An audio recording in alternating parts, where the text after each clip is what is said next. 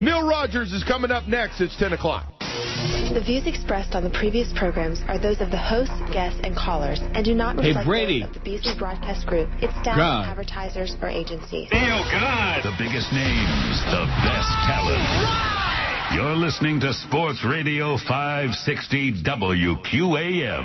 Miami, Fort Lauderdale. Too bad about them brownies, huh? They bloated. They bloated. They bloated. They suck. Joe Bell got fired. That's a rumor that Jeff High is starting around town. Hey, Tubby, get a life. We warned them about Jeff High, but Squaren wouldn't listen to us. No. 560 WQAM. That's Neil and George. The Neil Rogers Show. To talk to Neil, dial 567-0560. We know I'm troublemaking tub of turd when we smell one. Toll free, 877-785-NEIL. Or pound 560 on your AT&T and Verizon wireless phone. The opinions expressed by Neil, his guests, or his callers do not represent those of WQAM management, staff, or sponsors. Now, the Neil Rogers Show. The Dow's up 114 points. WQAM.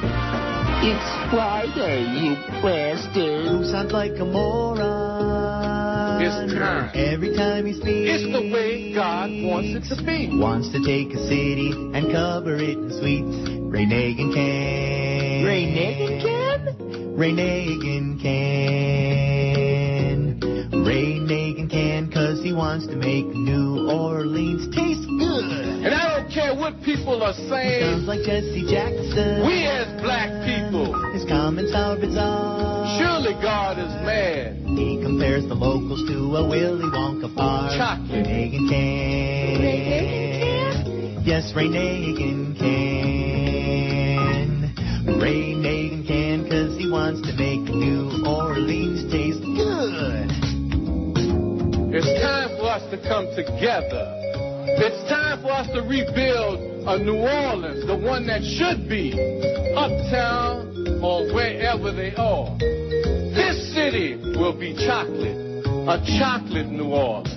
He never takes the blame for anything he says. Chocolate at the end of the day. Put that chocolate in some coffee and you'll off Juan Valdez. Ray Nagin can. Ray Nagin can. You know I can. Ray Nagin can, 'cause he wants to make New Orleans taste good. You can't have New Orleans no other way. No other way. It wouldn't be New Orleans. Yeah, get lost, you moron. 10:02 at 560 WQAM. Happy Friday to you. Fat Boy is starting a rumor. Jeff High is all over the place. Joe Bell got fired across the street. Ho, ho, ho. I think they make a great pair. And Chris, by the way, is getting jealous. Oh, yeah, totally. Oh, my God. If Fat Boy moves in on your territory, there's just not going to be enough left over for you. Did you just fax this to me? I did.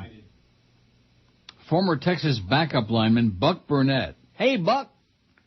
Apologized yesterday for posting a racial slur on his Facebook page about Barack Obama being elected president. So many bigots and so little time. Burnett, a sophomore who played in 7 games this season, left the number 5 Longhorns on Wednesday. The team said Burnett violated team rules, would not elaborate. His Facebook page had been deleted as of yesterday. In a statement to the Associated Press, Burnett said he made a terrible decision to post a text message he received about Obama's victory that contained a racial slur. That lack of judgment on my part has had devastating consequences, the statement read. Those who know me understand this is not a true reflection of my character. Right, Buck. I sincerely apologize to everyone I've offended. I've had the opportunity to apologize to my teammates and coaches, have received support from many of them in return. Burnett started 1 game at center in 2007 as a redshirt freshman, whatever the hell that means, and was a high school star at Wimberley High School near Austin. How about a true freshman? Oh, he was a redshirt freshman, but what about a true freshman? What about like in math class, how about in science? Do they have any true freshmen in science class? No. Oh.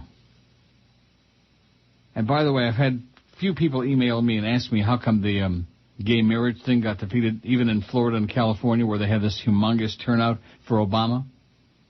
Well, among that humongous turnout were enormous numbers of dark-complected folks, and generally speaking, It's well documented. It's not just my opinion. It's well documented that dark-complected folks tend to be extraordinarily homophobic.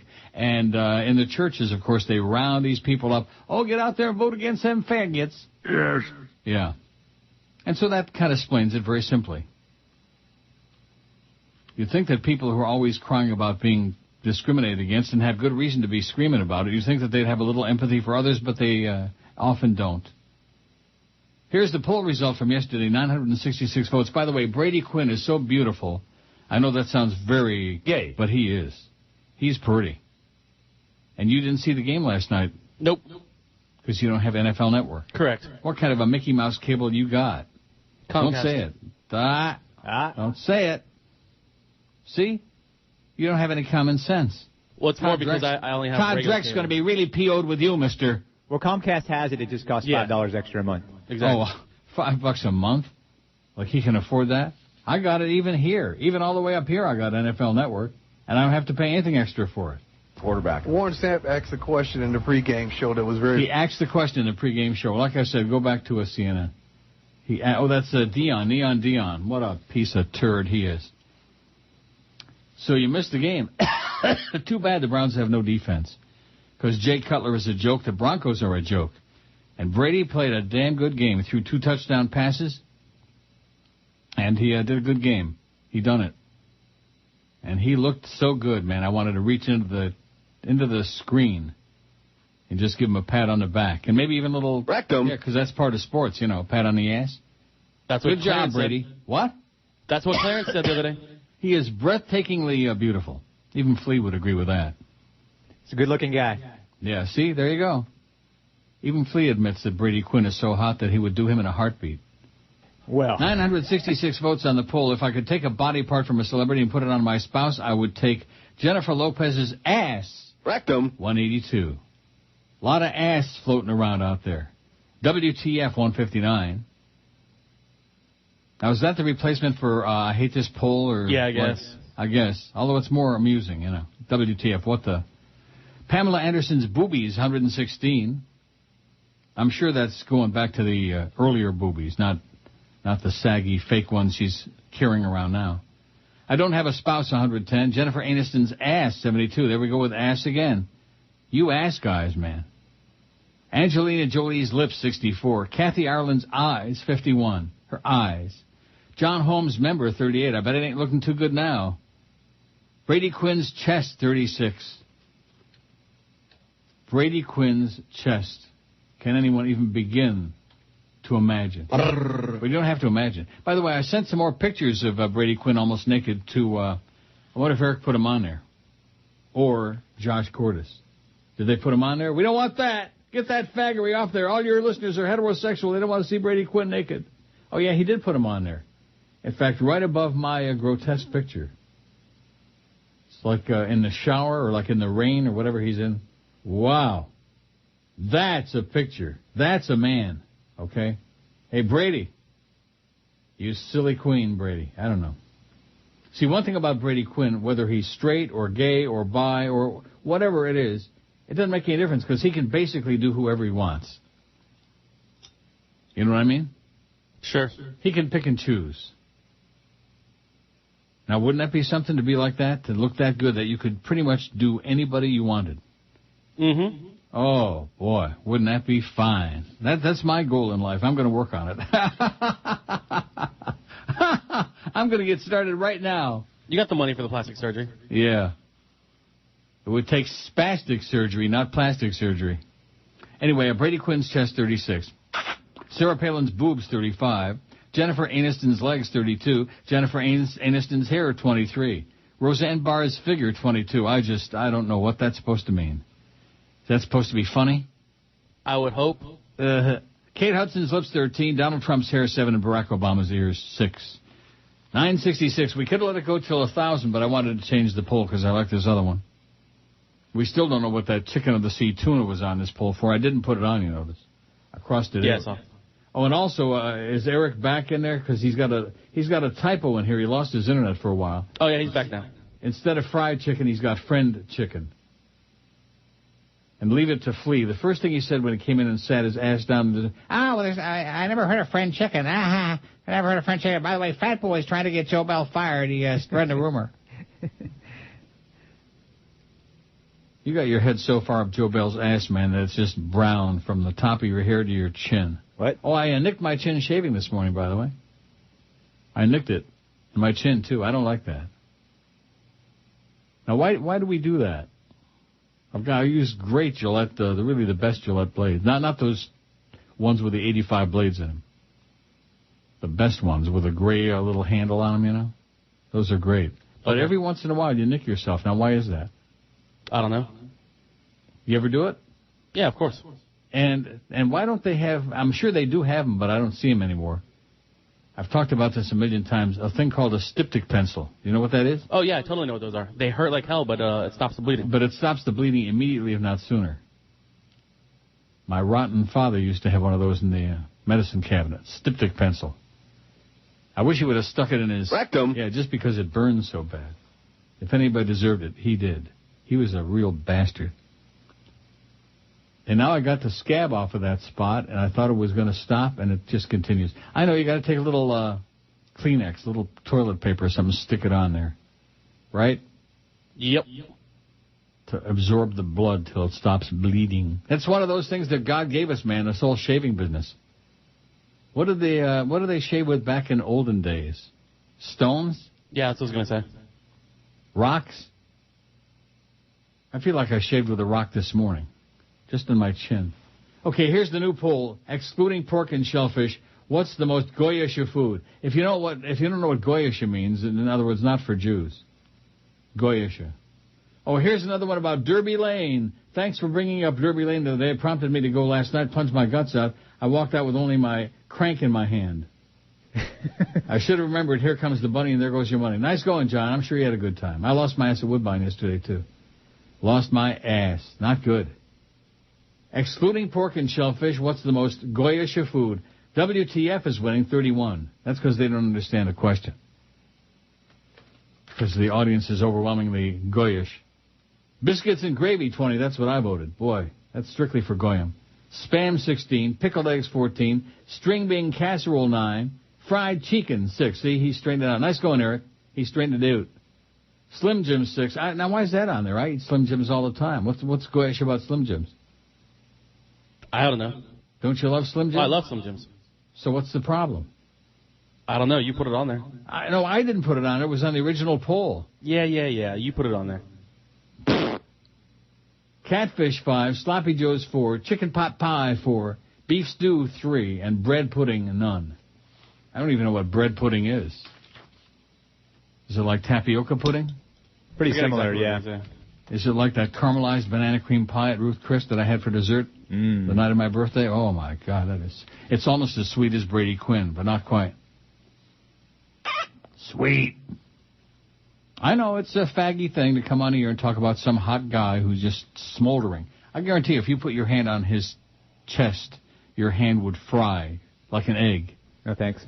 Well, I'm just telling you, that's how hot he is. If you put your hand down his pants, you'll definitely burn in hell. Friday, you bastards. All right. Tom Brady's out. Yes. I want some Quinn. Oh. You ain't seen no man quite like Brady Quinn.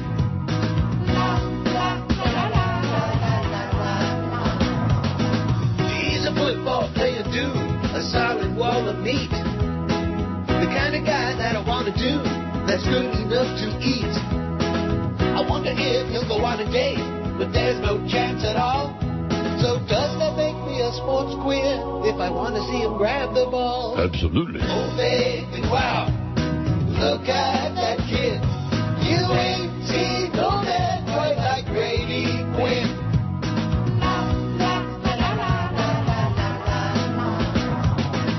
I got a high-def TV screen that helps me see his buns. I can drool all I wanna, but I ain't gonna never get none. Notre Dame's up a business school, okay, that's not so great. But I'm gushing over him madly, at least until he's 28. Tom Brady's out, I want some Quinn. Brady Quinn. Oh, baby, wow. Look at that kid. You ain't seen no man quite like Brady Quinn.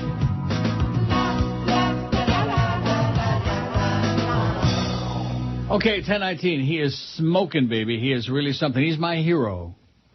Not that I'm a Browns fan. I used to be a Browns fan back when I was a kid.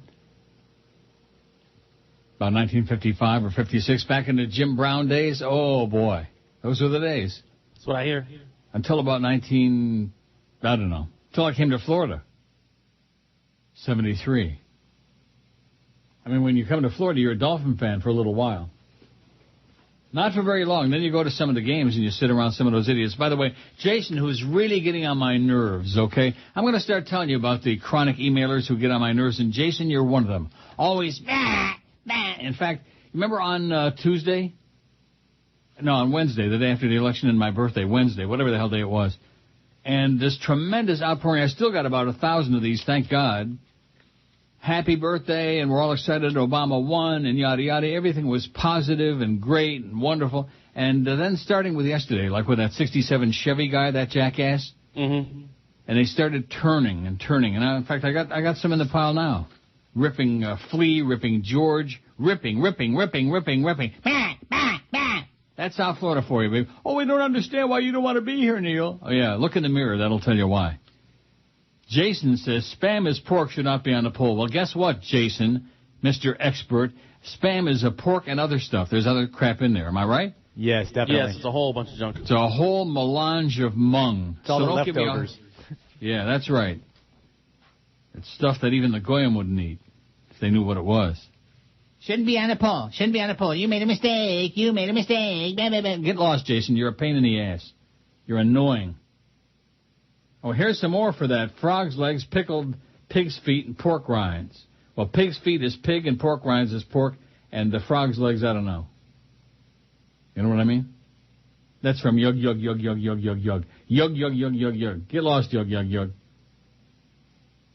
A Fort Lauderdale resident facing a $90 fine for his Election Day celebration. Brian Nelson honked his car's horn for a few blocks after Obama's win Tuesday until a police officer stopped him. The officer ticketed Nelson for violating Florida Statute 316.271, excessive use of the horn. I wonder if Brady Quinn gets fined for excessive use of his horn, you think? Nelson complained to the police department's internal affairs unit and emailed Mayor Jim Naugle's office. A police spokesman said the incident's being reviewed. The unctuous right-wing Jim Naugle, who don't like them fairies. He probably listens to Jimmy Syphilis, though. That's what really cracks me up is these people. Oh, by the way, I wonder if Barney Frank had been the candidate for president for the Democrats, how many dark folks would have voted for him on Tuesday. I just mentioned that in passing. Because when people are oppressed and then they turn out to be bigoted themselves, it's very dismaying. The Dow's up almost 200 points. Let's hear it. Oh, look at that. Barney the White House dog nipped a reporter at the White House. Good. Bite his hand off, Barney. Scrapple. I never heard of it until my Goyim coworkers discussed the best way to eat for breakfast, with or without syrup, a meal in itself, or a side to pancakes. When I asked what it was, they couldn't even describe other than to say it was the leftover scraps of meat mushed together. Sounds disgusting. Ugh. And we know Jews don't do disgusting when it comes to food. That's true. Although, no, that's not true at all. Yeah, what about tongue? That's pretty disgusting. I was just going to say tongue. Oh. I can't think of anything more disgusting than, well, I can, but not that I can say on the air. Tongue. I think tongue is almost as disgusting as dung. Well, you can put that on there if you want, Scrapple. You want to put it on there? It's very similar to, well, it's like Spam, only it doesn't look like it. It's more, doesn't it look more like bacon, Scrapple? I don't even know what it looks like. And who are those, is it the Seventh-day Adventists who make that meat-free stuff? Phony bacon and phony sausage links and... What do you mean you don't know? There's what about Boca Brand. What? Boca Brand makes a lot of that stuff. Like Boca Burgers and stuff? You're talking to the guy that put Boca Burgers on the map.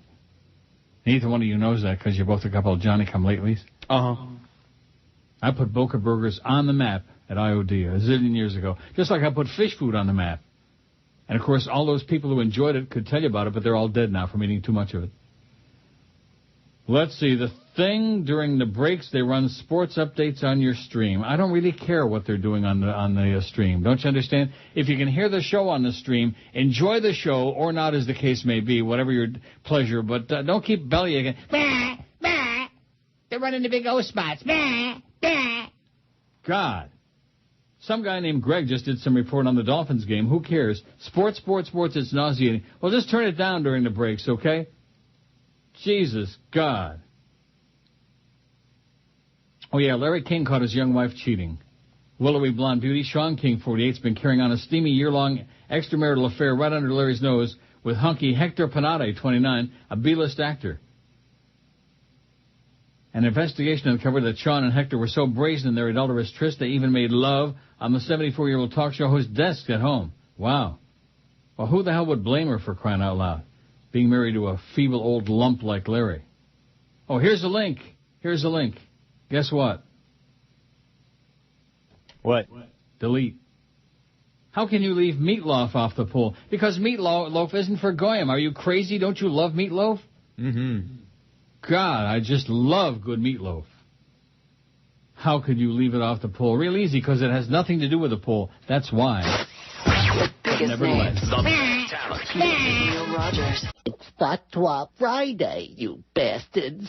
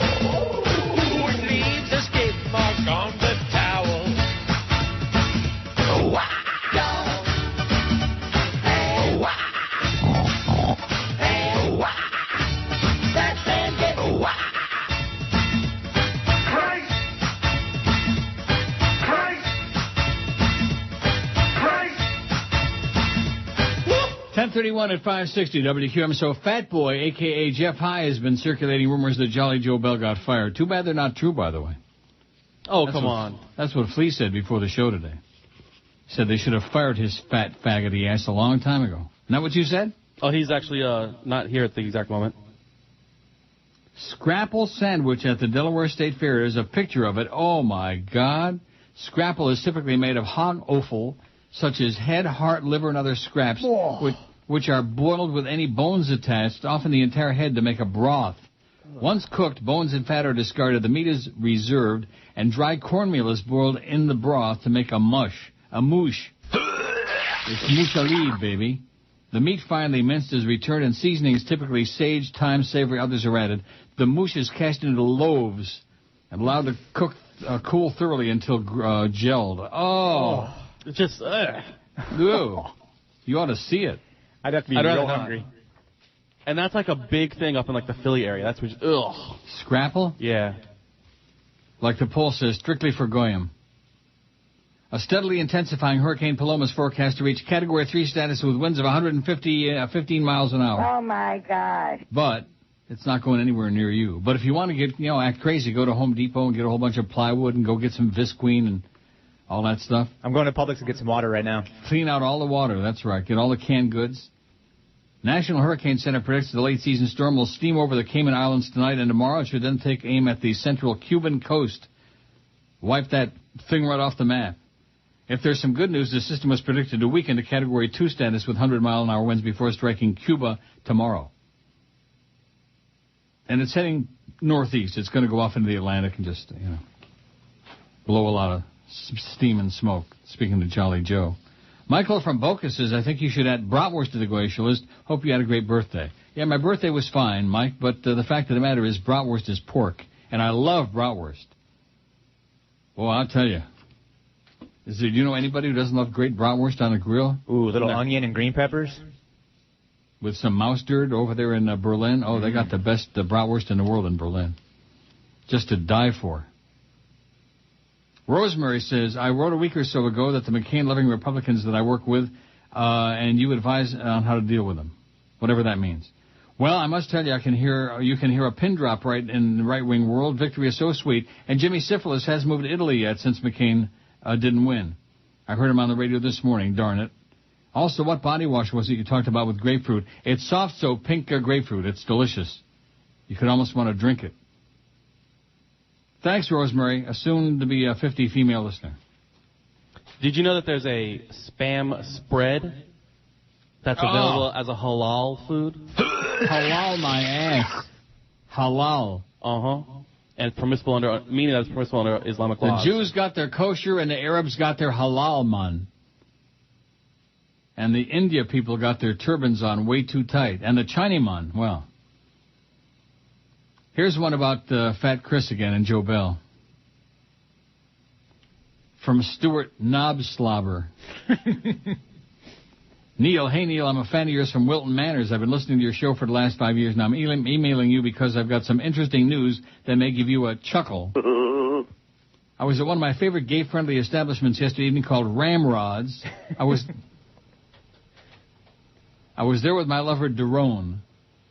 Oh, Daron. I was enjoying the night, having some drinks and enjoying the scenery when something shocking happened. It was about 10 p.m., and guess who walked in the door of the bar? Fat Chris and Jolly Joe Bell. I was shocked. Fat Chris was dressed up as the firefighter from the Village People, and Jolly Joe was dressed up as a gimp with a red ball in his mouth. Oh. I sat there sipping my bubblegum martini and watched the two from afar. At first, they were just sitting... Sorry. Bubblegum. Sorry. That was funny. Ramrods is a real place, by the way. I know. Okay. I didn't. Ugh. At first, they were just sitting there drinking and making small talk with other men around them, but then there was an amateur strip competition with a $10,000 prize. I could see that Jolly Joe was engaging Fat Chris to enter. He was egging him on. After Fatso had a couple of drinks, he thought it would be a good idea to enter. The DJ called Chris up on stage. He chose the song Moulin Rouge to dance to. The routine started off fairly boring. First, Fat Chris took his shirt off, revealing a fat old hairy chest and some huge tomato-looking nipples with stubs of hair around them. The crowd started going wild. Fatso then took off his pants, revealing some assless leather chaps and a jockstrap. He first took off the jockstrap, walked over to Jolly Joe and put the jock on his head. Joe laughed, ho, ho, ho! Chris then proceeded to whip out his ugly, uncircumcised member and started going to town. This angered Joe Bell. He ran on stage and tackled him, knocking him off the stage. The two wrestled around on the floor for a couple of minutes. It looked like two warthogs fighting over the last bit of slop. The bouncers came over and threw the two of them out of the club. I couldn't believe what I saw, Neil. When did Jolly Joe and Fat Chris become a couple of raging flamers? I thought I was a screamer, but these two pillow biters made me feel like a straight man. Have a wonderful weekend. Signed, Stuart Knobslobber. Wow. You sent me some stuff? Yeah, something about the KKK story. The white co-owner of a Palm Beach restaurant told her black employees they'd be fired if they voted for Barack Obama. And on the night of Obama's victory, she wrote KKK on their time cards and a note she posted in the back of the restaurant. This is from the Palm Beach Post. I wrote KKK all over. It was ridiculous and stupid, said Patricia Gaddy, who owns 264 The Grill, a casual dining spot on South County Road. I think I got crazy with Fox News, watching too much Fox News, she said. I've got a hot head and I'm crazy, she said today. It's my hot Italian blood. Gaddy shares ownership of the restaurant with her black business partner and chef Avery Watson. She said her exuberance over John McCain was just some good-natured ribbing between her and Watson and was never meant to be taken seriously by the help. A memo by owner Patricia Gotti. It shows it here with the KKK written on it. How do you like that? Nice. And it goes on. There's more to it, but I think she might have grounds to sue Fox, right? Yeah. She got brainwashed by Fox. Too much Billo. Too much Hannity. Too much Jimmy Syphilis. They warn you syphilis will rot your brain. How are we doing on the poll? The Dow's up 227 points. That is nice. 189 votes on our new poll. What do we do on the other one? Almost 1,000. 968. Almost 1,000. 968. Nice. We're off to the races. That's because Flea is with us. George will be back next week. Oh, I got a hate thing about George here, too. Uh-oh. Well, you know, like I said, they managed to be really nice and friendly and sweet on Wednesday after the election and on my birthday and yada yada. And now they reverted to form. Bah! Bah! Like that. So I guess I should kiss the board that they found. You know, they were able to muster up some decency on Wednesday, on my birthday at least. Because now, nothing but psychosis. 191 on the poll, excluding pork and shellfish. What's the most Goyish of food? WTF 45. Biscuits and gravy 29. Spam 26. String bean casserole 19. I don't know what that's all about. Pickled eggs 17. Fried chicken 13. Catfish 10. Sloppy Joe's 9. Slim Jim's 8. I don't see why that's even on there. Chicken pot pie 6. Beef stew 6. Scrapple 2. Cornbread 1. And bread pudding 1. They play like men and they look like women. Well, Buffalo has a football team, the greatest in the land. And everybody thinks they're great, because they really are. The Buffalo Bills are the number one. See what I mean? So just sing along. When you say Miami. When you say Buffalo. Super Bowl. And hear the Buffalo Bills.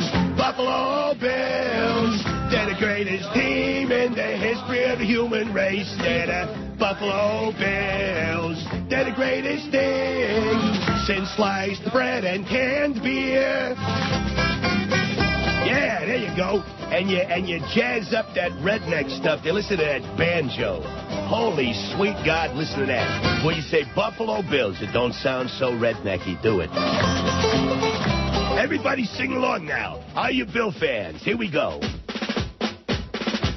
Well, the Buffalo Bills are the best team. They have the best record over the last 5 years. And they went to the Super Bowl 4 times, which is more than I can say for this scum-sucking fish. And they're the greatest, because I really like their uniforms.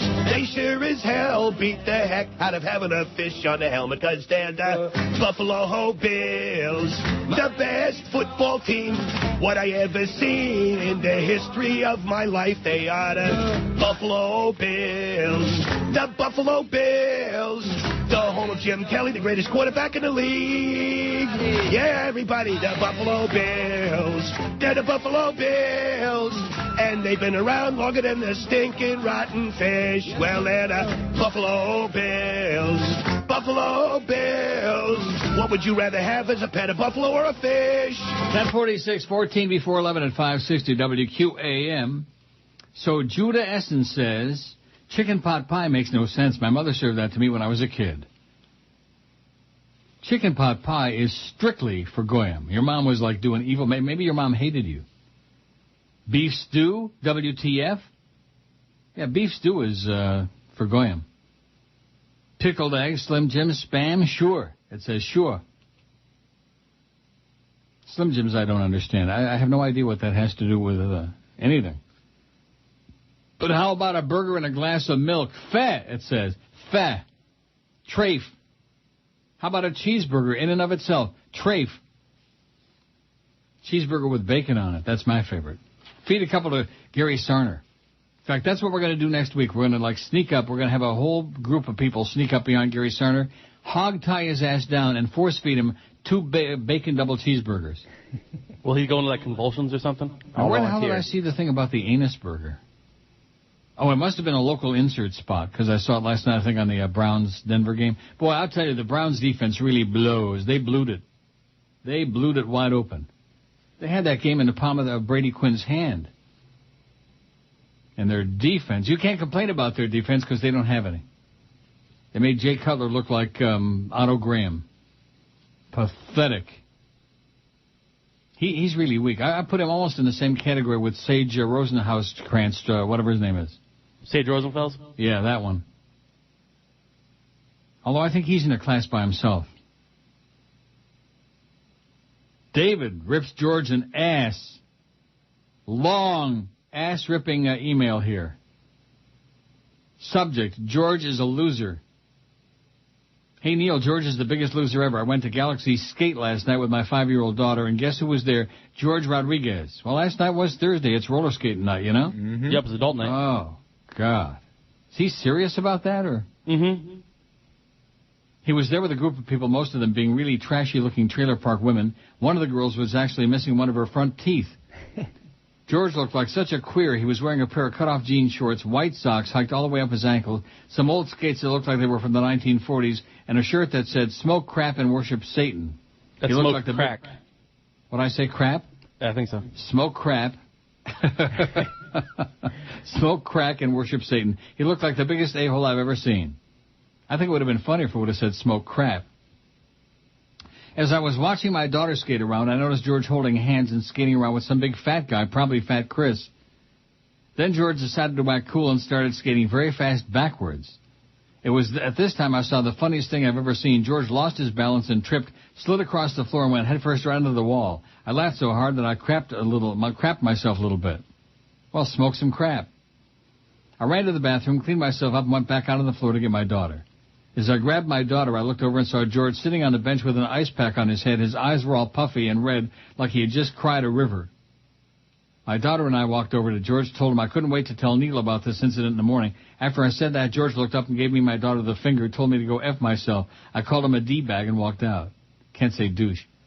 I think that George is a huge loser. He always tries to act cool, and in real life he's really a huge dope.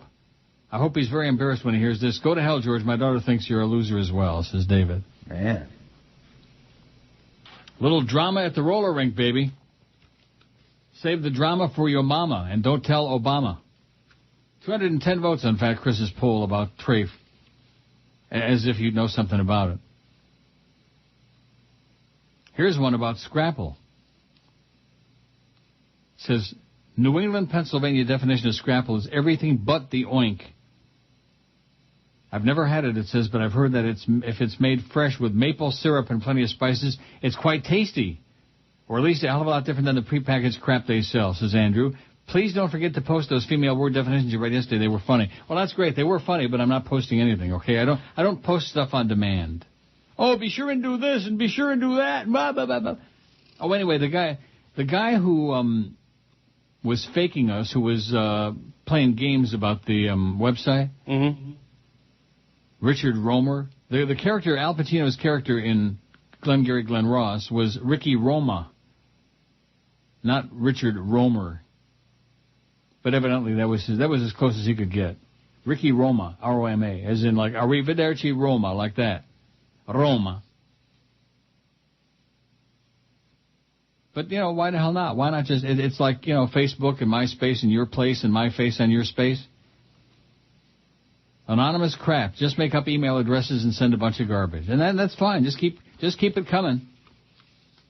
We got 3 hours to kill here yet today. Keep them coming. I don't want to have to read all those birthday ones from Wednesday I never got to. Although it would be nice to read them all on the air because, you know, probably a lot of people are waiting to hear their own email, right? Probably. Like people that say, oh, give a shout out to yada yada. And when they say shout out, you know what? I just blow them away. That was up 186. Oh, there's T. Boone Pickens. Where the gas price goes. He's out with Larry tonight. Larry's wife will not be on the show, by the way. I hope somebody calls up Larry and asks him about his incestuous, his adulterous wife. Wouldn't that be great? Uh-huh. What's the question? Uh-huh. That would be great. Larry starts getting a bunch of crank calls about his adventurous wife. KB says, I have a complaint about the streaming breaks. They are playing audio of Chris and Jolly Joe having sex in the tea room. I don't know what your complaint is all about. That's the most entertaining thing we've had on during those breaks ever. No complaints about the quality of the streaming, though, today. I bet it's just as fine as old wine. You think? Sure. Here's one that says, Yo, Neil, George did this show 2 weeks ago. What's the strangest thing you eat? He talked about Scrapple for 20 minutes. No, this isn't the... I know that poll. This isn't the one about, like, head cheese and stuff like that. George did this show 2 weeks ago. How do you like that? Is that pathetic or what? The poll is, excluding pork and shellfish, what's the most goyish of food? Not what's the strangest thing you eat. God. Here's one from Jolly Joe Bell about Fat Chris and the NFL Network. It says, hey, Neil, maybe Fat Chris can cut out one double bacon cheeseburger a month from his fat mouth and buy NFL Network for just $5 a month for only the months of November and December. Of course, maybe Fat Chris needs to shovel more double cheeseburgers so we can die, says Joe Bell. Wow. And Joe didn't even put on a ho-ho-ho this time. That's how little he cares about you. He hates you. Here's one that says, I hate Flea. Probably from the same guy the last couple of days that's been ripping you an ass. Okay. Although well-deserved, by the way. I'm sure. Hey, Neil, God, I hate Flea. He's such a D-bag. He talks like his wife has his nuts in a vice. Why is he such a loser, Neil? Every time he opens up his stupid pie hole, stupid ass pie hole, I want to jump out the window. How about now? Please shoot that homo up, Neil. I don't know. There's a word cut off. If I was Flea's wife, I would take the kids, all his money, and leave. Well, I don't have any kids or money, so. What? I don't have kids or money, so. You're a bigger loser than Fat Chris, you squeaking a-hole. Do the audience and your family a favor and kill yourself already. Die, you squeaky-voiced moron. Maybe you die of wicked bloody diarrhea, and rotten hell, you buttonhole die. Signed, Frankie. Yeah. Poll idea. How do you wish Flea would die? Stabbed to death, drowned to death, shot in the head, or raped to death? You're making a mark. When they hate you in this market, man, it means that you've really made your mark. That means you've said hello and or goodbye. That's about it. That's all it takes in South Florida. We hate you. Yeah, they're getting really surly again, man. Too much nicety on Wednesday. Good thing the birthday thing comes only once a year. Although here's one that says, happy belated birthday from Monty. I've been out of circulation this past week. I'm now just catching up on current events. Not sure if you covered this story yet, but I saw a breaking news item linking Larry King's wife to their son's baseball coach. Sources revealed his wife was so brazen, she instructed the coach to mount her on Larry's home office desk. Can you imagine that? To mount her. From what I read, Larry, standing by his wife, is still very much in love with her. There's no word on whether or not the desk has been replaced. That's all for now. This is Monty. I'm surprised we've only had 2 or 3 of those Larry King ones. Uh-huh. Like somebody really would care about that. He's a pathetic, tragic old suspended toad with a bag who likes young chicks. I mean, there's nothing wrong with liking young chicks, but you expect that she's going to start screwing around with like a real guy, you know? Plus, he smells bad. That could be a little bit of a turnoff. Uh-huh. Ask Josh Friedman about that, the fact that he smells bad, if it's a turnoff. If people run like a son of a bitch when they see him. Oh, my God, look who it is, and they run in the opposite direction. Lisa says, just wanted to say happy birthday. Hope your old fat pimply ass lives a lot longer. My old fat cellulite ass likes listening to you. You're the Schmidt. Thanks, Lise. L-I-S-E. How do you pronounce that? Lice? I think Lise. Yeah, sounds right. Sure. Dave Walker says, happy birthday, Neil. Hope for many more loyal listeners 20 years. Thank you, Dave. P.S. Thanks for the good times. Oh, when do those start?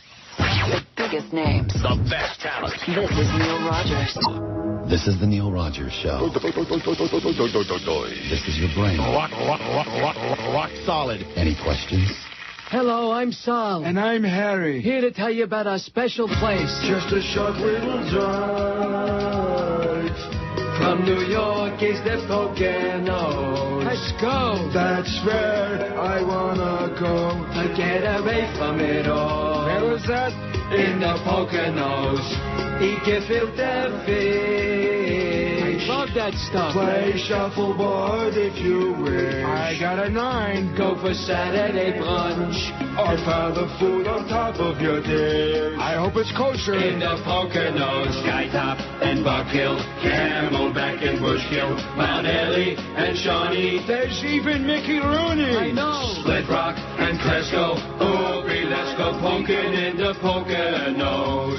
We'll have some lunch and then we'll see a show with Tony Orlando in the Poconos. Get a hot shake tub. You bought a champagne. Sit by the pool and act like a schlub. Let's get the chicks. You can meet a nice girl over by the exercise club. Hey, cutie over here. In the Poconos, Skytop and Buck Hill, Camelback and Bushkill, Mount Airy and Shawnee. Don't forget Mickey Rooney. Split Rock and Glasgow. Hooey, let's go poking in the Poconos.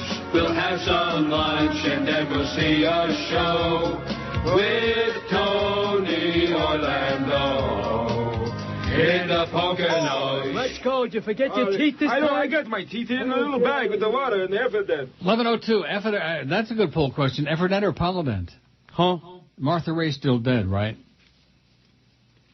Now, here's one from the Farbissen Judah Essen. Bad phony name. It says Rochester, question mark? Yeah, Rochester. Please, you're going to determine what's Hamish? Stick to lilacs and hockey and Slim Jims. Shabbat Shalom, Tushy Portal, Judah Essen. Yeah, Kushmir and Tuchas, okay, Judah? Boy, they're nasty. They're bah, bah. You know who that is? That's the 67 from yesterday, 67 Chevy, whatever. Mm-hmm. That was giving me a lecture about me, what I know about Jewishness and what I know about my own religion. Kushmir and Tuchas, as the Goyim say. Kushmir and Tuchas. Like Joe Bell. He took us down the road to hell is what Joe Bell took us. Even Flea knows that. Uh-huh. You gone? No, I'm here. Well, here's one for you. Flea's a good guy, it says. Uh-oh. When I won some Panther tickets on the Joe Rose show, he actually mailed me to the tickets and I got them, says Mike. That's what makes you a good guy. You send him some Panther tickets. That's right. And how come Joe Rose has got all the tickets to give away and we get squat? We get dumped on, man. We get nothing. How about some club-level tickets for the Lightning Panther game next Wednesday? Screw it. Okay. When I have to start giving tickets away on the air to stupid hockey games, are you kidding me? How about those make-believes, by the way? They really suck. Oh! And in case you missed it in the Sun Sentinel because they didn't have the score because the game started at 10:30, the Panthers lost again in L.A. to the Kings 3-2 last night. They lost. Which they seem to be doing a lot of lately, just like the make-believes. That game must have ended by 8:30 since it didn't make the Sun Sentinel. The game started at 10:30 our time. You think there was any chance of them having that score in there? None. Of course. The Scum Sentinel. It used to be a pretty decent newspaper, and now it's like 4 pages of ads and crap. Garbage. Nice going, Randy Michaels, you loser. Lunatic. Oh, but he was a radio genius with J-Core. Yeah, right. Here's one that says, I was raised on beef stew and vegetables on a bed of wide noodles. Great comfort food. That sounds a little bit almost like, what was I talking about the other day? Beef stroganoff. Beef stroganoff. Oh, God, do I love that. Especially if the gravy is really, really good, you know? Now, what about Swedish meatballs on wide noodles? Ooh, that's good stuff. Man, almost as tasty as Brady Quinn. It says, then I went to college and saw an item for dinner called Yankee pot roast. Having never eaten pot roast before, thinking it was for Goyim, I looked at what it was. It looked just like the delicious stew I'd always enjoyed. Is stew and pot roast the same? Is pot roast a Goyim name? No, Jews make pot roast. My ma made pot roast often. It was pretty good. And what about stew? I don't recall her ever making... Yeah, she did. She made beef stew. Remember Stu Irwin on the Stu Irwin show about 100 years ago? No, I do. That's because I'm old, ancient.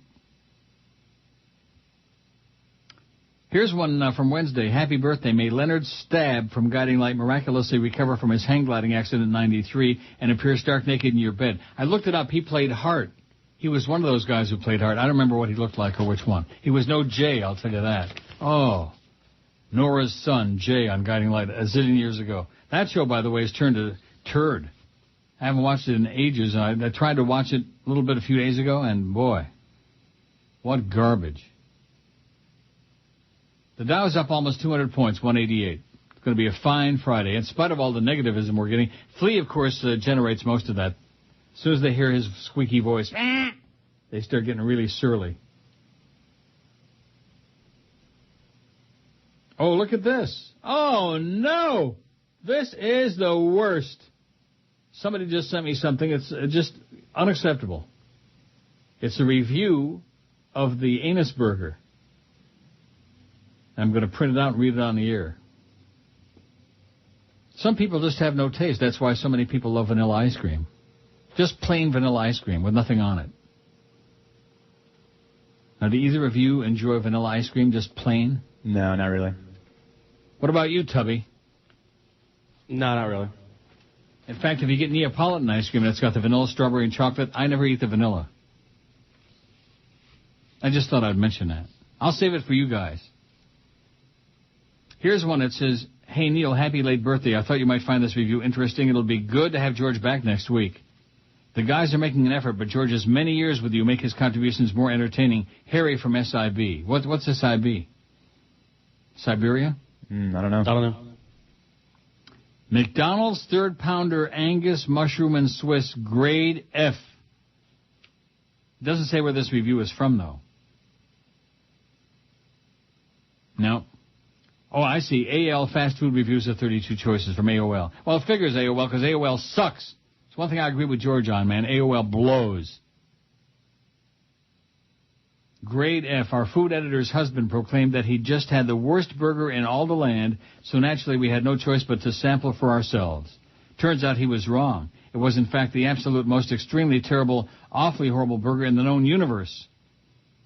The industrial mushrooms had the flavor and mouth appeal of a sneaker insole, while earwax and Swiss cheese and globbed-on mayo formed a thick slick, which was, truth to be told, necessary in order to moisten the throat sufficiently to swallow the spongy gray mass that was being hawked as an anus patty.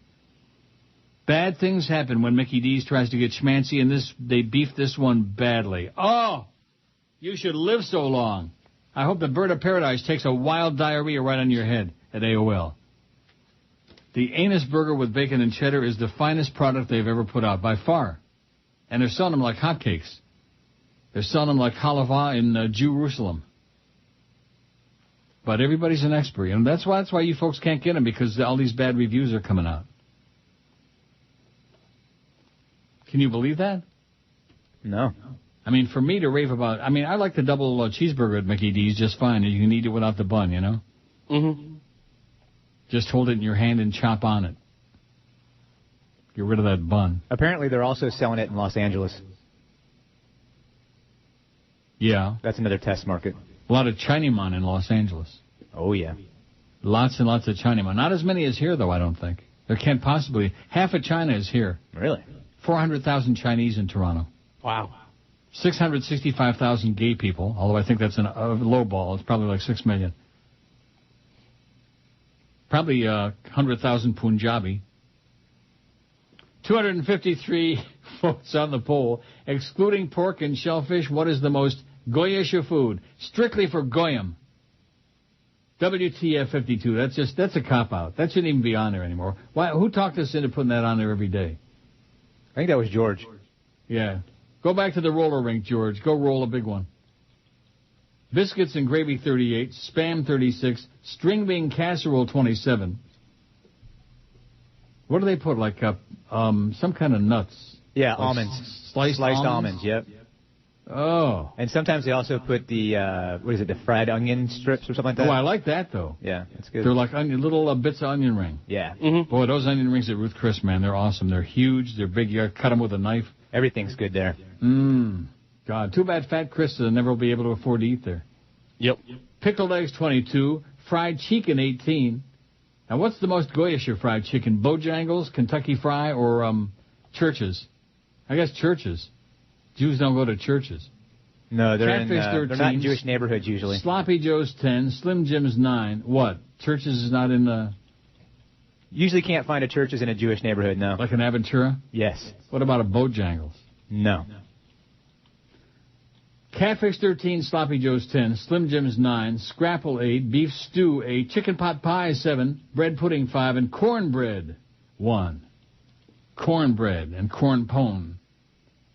I tell you one thing, I do love corn on the cob. I haven't had that in a dog's age. Don't you think more restaurants ought to serve corn on the cob? Oh, yeah. Smeared with butter? Is there anybody who doesn't love good corn?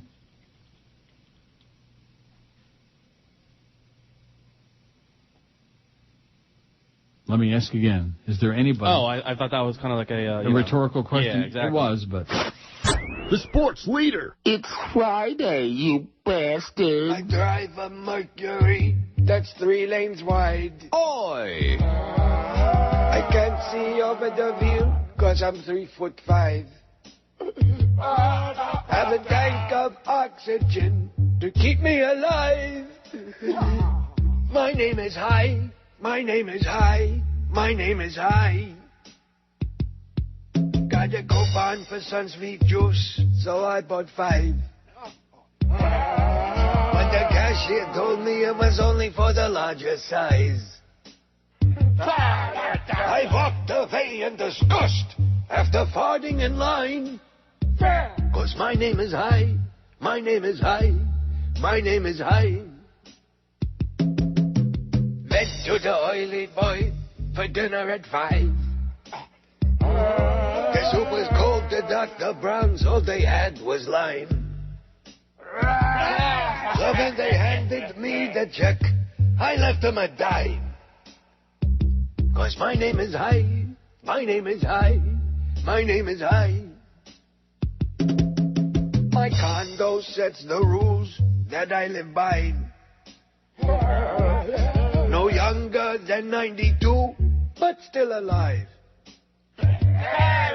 No jewelry's in the pool, but diapers are fine. 'Cause my name is High. My name is High. My name is High. Oi is right. That's the fake High. That's the old High. I'm looking for, I got a, here it is from the fake Jeff High. I got an email. We know it's not the real one because he's too busy sending out emails to everybody about Joe Bell got fired at QAM. Ho, ho, ho. Now, did you used to work at Cheap Channel, Flea? Is that what you were telling me? Yeah, I worked at Zeta for 3 years. Zeta? Boy, that was a great station when I was there. I heard. And then afterward, it went into the crapper, and then all of a sudden it became, what is it now? What do they call it? It's Mega. It's kind of a Hispanic. Oh, Smegma. Yeah. Is that the one? Smegma 94.9? That's it. I'll be damned. Boy, we sure had it going on that place. And then Tim Williams said, well, we'd rather be a safe number 3 than yada, yada, yada. You know, what a moron. Neil wakes me up in the morning. Safe number 3, my ass. Neil wakes me up. Tim Williams, one of the dumbest people on the globe. Drinking my coffee, munching down my donut, with Zeta 4 on the dime. Those are the days, baby. Captain Dave, the Bird. Jeff High, the fake Jeff High, says, I know you pay as little attention to what they do during the breaks as possible. That is correct on the Internet, especially on the Internet feed. But you just got to hear the double orgasm that Penis Face Zagacki and Dumb Bailey Jr. were having at the end of what I was assumed was last weekend's game. I haven't heard sounds like that since I was given the privilege and honor of viewing the Fat Chris Jolly Joe sex tape, where Jolly Joe was dressed as Benito Mussolini and Fat Chris was dressed in drag as Ava Brown. I kept waiting for Josh Darrow to bounce to the room dressed as Adolf, but I guess it was his day off. Seriously, the unintelligible screaming from both of these men that passes for sports broadcasting is beyond unprofessional and horrific. Now, what, did you just send me this? I didn't send you anything. Tony Viscardi called me today from Waxy, and yada, yada, yada. I don't understand what this is all about. Who is this from? From Highboy to Joe Bell? You sent me this? No, I didn't send you anything. So maybe the real Joe Bell sent me this? Could be. Let me see. Let me see. From, yeah, it is from Joe Bell. Here's the email from the real Highboy. Joe, Tony Viscardi called me today from Wax. He asked me if I had heard if you were still at QAM. I called Peter while having Viscardi on hold. Peter said, no way. I told Viscardi. Who's Peter? I'm guessing maybe Peter Leonard. Oh. I have the utmost respect for you and the great job you've done. Signed, Jeff.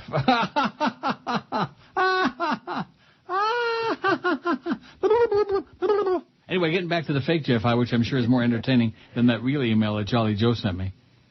Seriously, the unintelligible screaming from both of these men that passes for sports broadcasting is beyond unprofessional and horrific. I've never been a Hurricanes fan, but I never actively disliked them either. But the minute I hear these two ass clowns, the more I'm tempted to become a big-time University of Miami hater. Dumb Bailey in particular makes a grunting sound in the beginning of the second half of the clip, which ranks up there with Bill Zimfer's "Damn it, it's a touchdown" call during Marino's last game, the 63-7 debacle against Jacksonville from 100 years ago. Yours in buffet land, Jeff High, the fake Jeff High. In other words, that one. So Jolly Joe is in on the act now, too, the real Jolly Joe, who has not been fired yet. Nobody can understand why, but he's still here. He's going to outlast us all, because he's saving the Beasleys lots of money, baby. No ratings, no nothing. We got a lot of spots, though. Some of them are even paid spots. Not too many. The Dow's up only 130 now. Boy, it looked like it was going to really take off today, didn't it? No. We don't want to leave money on the table. It's Friday. And I love the way they start talking about that, leaving money on the table. Well, what the hell does that mean? They talk such crap. It's like your money is all tied up in a bunch of stupid, meaningless cliches. Oh, it's a buying opportunity. Right. They are evil on CNBC, the gambling channel. They are evil. I'd much rather any day take my life savings, go to Woodbine. I could last probably a few weeks. Manny Lopez says, where are the grits at? Isn't grits on there? Oh, bad a boy, Manny. You got to have them slow cooked, taste like sand, good old southern grits on the pool. No? Manny in Tallahassee. Thanks, Manny. He's right. Grits.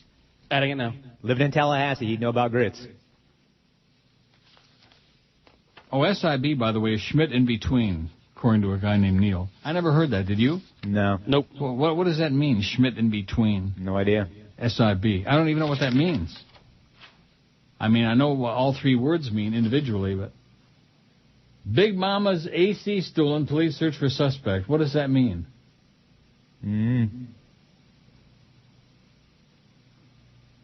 Why did somebody send me this story about somebody stole her air conditioner? Big Mama? I don't even know who the hell that is, nor do I care. Let's take up a collection and get a new air conditioner for Big Mama. I think I'm going to be doing a Joyce here in a minute. I think Jolly Joe's email put me over the top, over the edge. In fact, maybe that's what I'll do. I'll do it over the edge.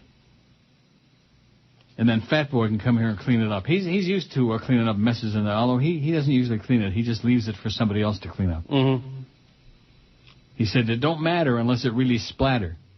Bill says, I'm going to be in Toronto in December for the Dolphin-Bills game. I've never been there before. I was wondering what type of weather to expect. Cold and probably snow December 7th. And if there's anything to do, I'll be there for about so many days. What does it say? Something days. Yeah, find a bar and stay inside and keep warm. December 7th. I mean, it could be anything. Could be mild. Could be like today here. Sun is shining. It's a beautiful day. Not likely, though. You think it might be cold on the 7th of December up north? Yeah, I think so. Think so, yeah. Go to the CN Tower, okay? Take the elevator all the way to the top and then all the way back down. And by that time, your trip here will be over with. It's 15 already. It's going to be 16 today. And then finally cooling off over the weekend. Our Indian summer's all over. 16 is 61. It's sunny. It's a beautiful day. 282 votes on the poll. We just got grits on there. I would think grits would give me the Schmitz. What are grits? Are grits like hash browns? No, grits are made from corn. Oh. Corn? Yeah. I like corn on the cob, like I said before, but corn, what do they do with it? I don't know. I think it has to do with the husk of the corn, and they grind it up. I was told by a corn farmer never to eat grits, so I don't. Why? Well, if a butcher tells me not to eat a piece of meat, I won't. The SIB? Yeah, the SIB. What do you tell you? I don't eat grits. Oh. By the way, Zisco, who I thought was our friend, but obviously is not. Hey, Uncle Neil, can I have those club-level tickets? There are no club-level tickets. We don't want them. We're not giving them away. I'd be glad to give Tick my address so he can mail them to me. I think he's a great guy. Portly Chris sounds cool, too. Anyway, I've never been to a Panther game. Was going to do that free tickets with a Florida license thing they're offering. That would be a good idea, Z. Of course, then you get some crappy seats way up in nosebleed. But this would be a lot cooler. Thanks, guys, and happy birth week. From Zisco, who used to be my good friend until he started sucking around for free tickets. Can I have the tickets, Neil? Can I have the tickets? No. It's like doing biorhythms, you know. It doesn't require any skill to get a bunch of freeloaders calling up for free tickets. Can I have the tickets, please? Here's one from Matt Lee Crew. It says you forgot mayonnaise on the poll. You want to put mayonnaise on there? Sure. Although mayonnaise is okay like in chicken salad and tuna salad, Jews eat that, but not like on a sandwich. Like a bologna sandwich with mayonnaise or a hamburger with mayonnaise. Oh, God, talk about strictly for goyim. Drama Mayo at the is just roller... gross. What? Mayo is just gross. Drama at the roller rink. Wow, intriguing, it says. I talked to my mom in New Mexico yesterday for 20 minutes. She didn't mention the election. She and my stepdad were huge McCain supporters. At the end of the call, I said, so what do you think about the results? A little pause and then, oh, well, we'll see. Very quiet on the Republican side. Yeah, that's true. Even the emails I'm getting are like nothing at all about that crap. Friday, you bastard. Oh. He's going away, Navarro. He's the cause of so much grief and sorrow. Yesterday, Navarro. He's leaving tomorrow, but he's just a goose step away. Hey, Nick. You fairy. 11:30 at 560 WQAM. Happy Friday to you. Oh, God. That old deal. Oh, by the way, SIB is Sunny Isles Beach. Ah. I mean, where did that guy come up with that? Schmidt in between. Well, what is that? Never heard of that. No idea. Do you have any idea how much there is out there? Yes. And we're not even taking calls. Because Flea gets really surly when we start taking calls. That's right. You want to take one or two? Sure. 5670560, because we're coming to a halt on the email. Although we still got 50,000 left over from the other day. Here's one that says, Mazel Tov on being 66. Boy, it sounds like we got a Jew-jan going here. Thanks for 26 years of laughs, bedtime stories, perspicacious observations, and highlighting the incompetence of radio station management. Oh, this is from Art Lefkowitz, the only Jew in Sebring. Thanks, Artie. Good old Artie. SIB, Sunny Isles Beach. And somebody had us convinced it was Schmidt in between. I mean, you can make up anything you want, and I'm just gullible, you know. When you get to be an old fool like me, you believe, just like that email from Joe Bell. I don't have any idea what's going on with him. It's so childish, so juvenile, getting into a tinkling contest with Fat Boy. WQAM, hello. QAM, hello. Yeah, may I speak to Pat Burns? It burns. WQAM, hello. Hey, Neil, you know what today is, right? What? Luis Miguel concert. You're not going to go? Where is it? Here in Miami. I forgot. Oh, yeah, I'm going to fly down to go to Luis Miguel You're in concert. Canada. I forgot. Yeah. Neil, esa es la cingada manera. Yeah, okay. Speak it English. No pick it a pani. Cut the crapola. Boy, it gives me the willies when they start that crap. Okay, that's enough. Yeah, that's plenty. That was a nice little experiment there. We started out with, Hi, Ron. Daron. And then we moved down from there. Like I was saying. And they're all whipped up about the election, you know. The fact that these people voted.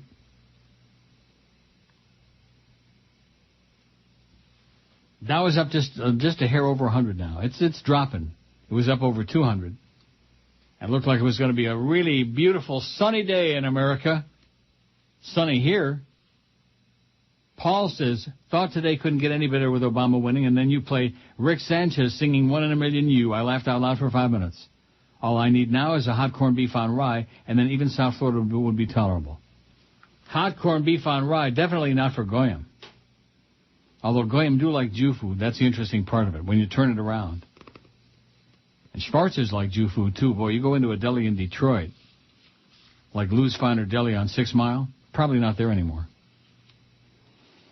They used to be a real mixed crowd, you know? Real mixed. Lots of dark folks, lots of white folks, lots of Jews, lots of Goyim.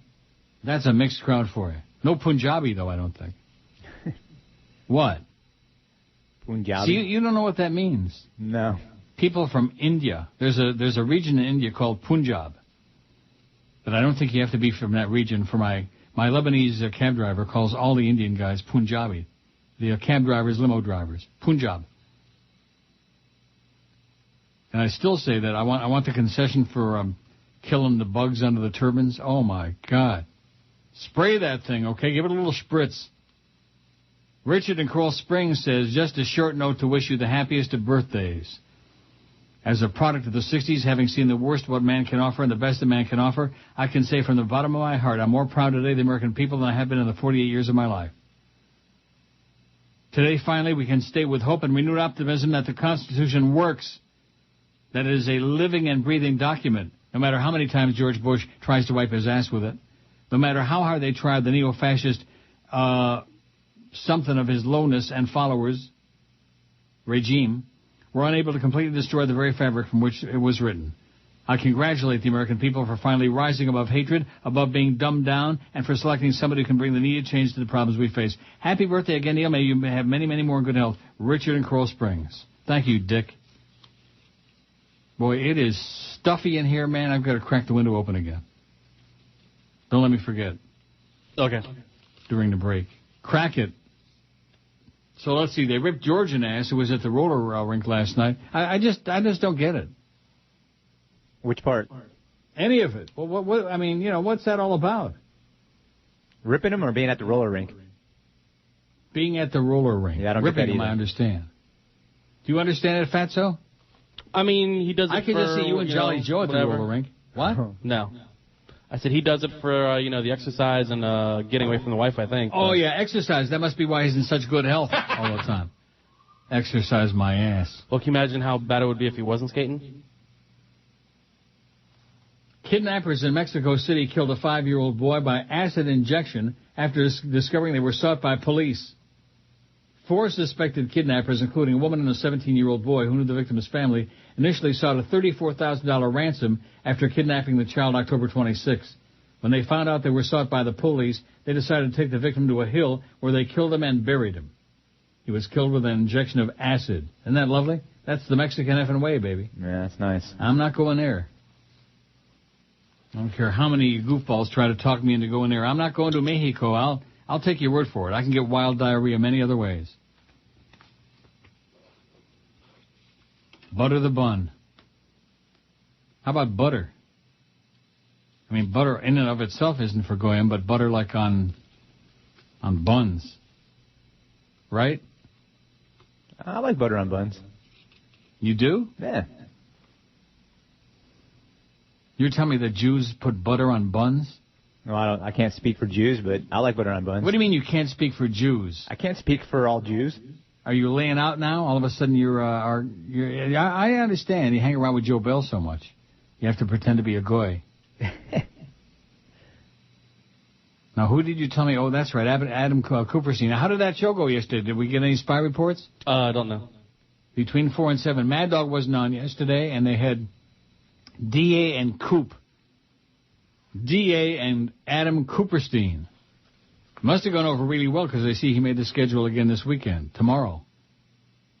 10-1, we got Curtis and Danny Cannell. And 1 to 3:30, the Beast and Adam Cooperstein. The Beast and Coop. Oh, this business putting the Beast on there. Oh, that's right, it's before some stupid college football games. Alabama, LSU, and Cal at USC. We got college football all day on Saturday? What's that all about? Mm-hmm. I guess that's to replace the Canes game who plays on Thursday, right? Yep. Well, that's part of Joe Bell's wall of football. Did he ever talk to you about the wall of football? No. Tear down that wall, Mr. Bell. Lisette says, happy birthday. I hope you have a fantastic day. I'm ecstatic about Obama's huge win. What a great day in our country's history, yada, yada, yada.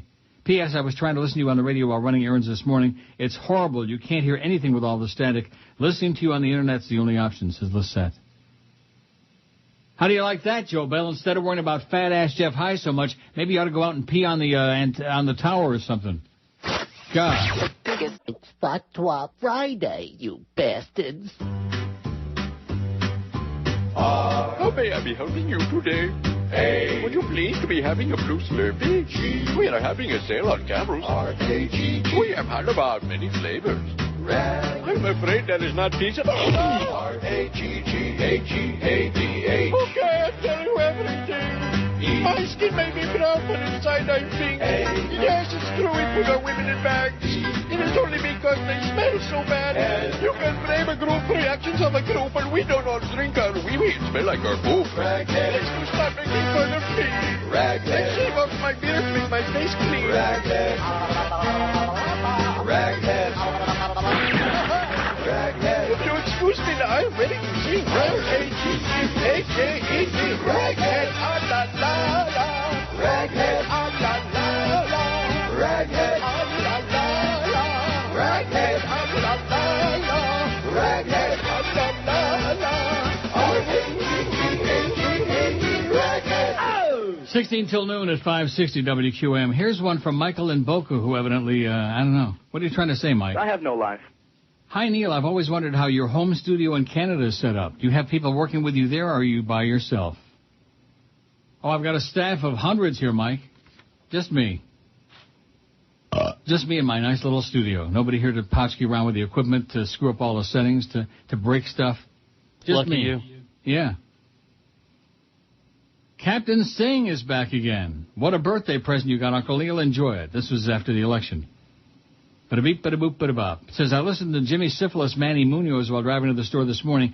Can't believe how unbelievably stupid they are. Never again will I make the mistake of turning on WIOD. Good going, Captain.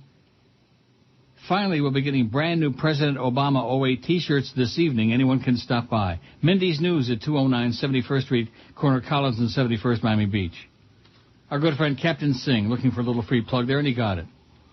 A little bit late, perhaps, but nevertheless, better late than never. Nick says, why do all your board ops speak the same style as George? Oh, this is from the fake Nick Lawrence. Now, what does that mean? I don't know. I have no idea. Like monotone? Like mumbling? I don't know what that means. Fake Nick Lawrence. Stupid Nick. Well, it's a good thing I got a whole pile here from Wednesday. Hey, did you crack it? What are you talking about? The window. The window. Yeah. Okay. I cracked it. Oh, here's one. Happy birthday, Neil. 2 days. Long-time listener, you're still a D-bag. Okay. Jerome. Thanks, Jerome. I love the way you spell douche. D-U-S-C-H-E. All right. Doochie bag. Well, he knows we can say that on the air. Doochie bag. Happy birthday, Neil, says David. What could be better than watching these evil SOBs get their asses kicked by a terrorist, Islamist, socialist, communist, pinko community organizer? I'm very proud to be an American today. Only 2 months and 15 days of this evil regime left, thank God. Oh, count the minutes. The Bush-Cheney regime. The evildoers. Oh, FP&L receives okay to pass along $1 billion in cost. I thought you'd be pleased to know that. The state will allow FPL to pass at least $1 billion in cost to customers starting in January. After a 3-day hearing, the state PSC yesterday postponed a decision on whether to also allow FPL to charge customers for $220 million in nuclear cost and part of its proposed $7 billion in fuel and purchased power costs. Well, no problem. You want $1 billion? Here you go. Anything for you folks, Florida Plunder and Loot. Here's Larry. He says, I listened to Jim Maddich Tuesday. He spoke like a real person. He said, all I wanted is everyone to vote and support whoever wins. He also said he's proud of his son who voted Democrat. Even though he preached being a Republican, he made up his own mind. I have a lot of respect for Jim, but Jimmy C. is a complete a-hole. Jimmy Syphilis. Yeah. Jimmy Syphilis. Total a-hole. I think it's only appropriate that he went to work for the enemy. Even though we carry the games, you know. The fish. Mm-hmm. It's only appropriate that he went to work over there. Oh, Timothy says, my wife is Jewish. Her sister and husband, my brother-in-law, are here with me, and they unanimously agree that beef stew is pot roast. And they all had chicken pot pie for kids for whatever that's worth. So, because it's in the store, that's all. That doesn't make it for Jews. Chicken pot pie. Pot pies are incredibly for Goyim. And where are pot pies really big? The Brits. Right? I guess. Me, I'm a dumb ex-goy, so what do I know, says, but I love that tongue. Depends on what you do with it, says Tim B. Okay, Tim. Pot pie. Oh, God. You can smell a part of Jesus inside every pot pie. Did you know that? A little piece of Jesus. 322 votes on the poll, excluding pork and shellfish. What's the most goyish food? WTF 64. What the, yeah. I don't know if that's a good idea to put that on the poll every day. It's just like I hate this poll. It's the same thing. It's people that don't want to have an opinion or people too stupid to understand the question. Spam 45, biscuits and gravy 44, string bean casserole 30, pickled eggs 26, fried chicken 25. Oh, no more chicken, please. Catfish 16, Sloppy Joe's 15, Scrapple 13, Slim Jims 12. I still don't buy that. I don't believe it. I've eaten enough Slim Jims to sink a battleship in my life.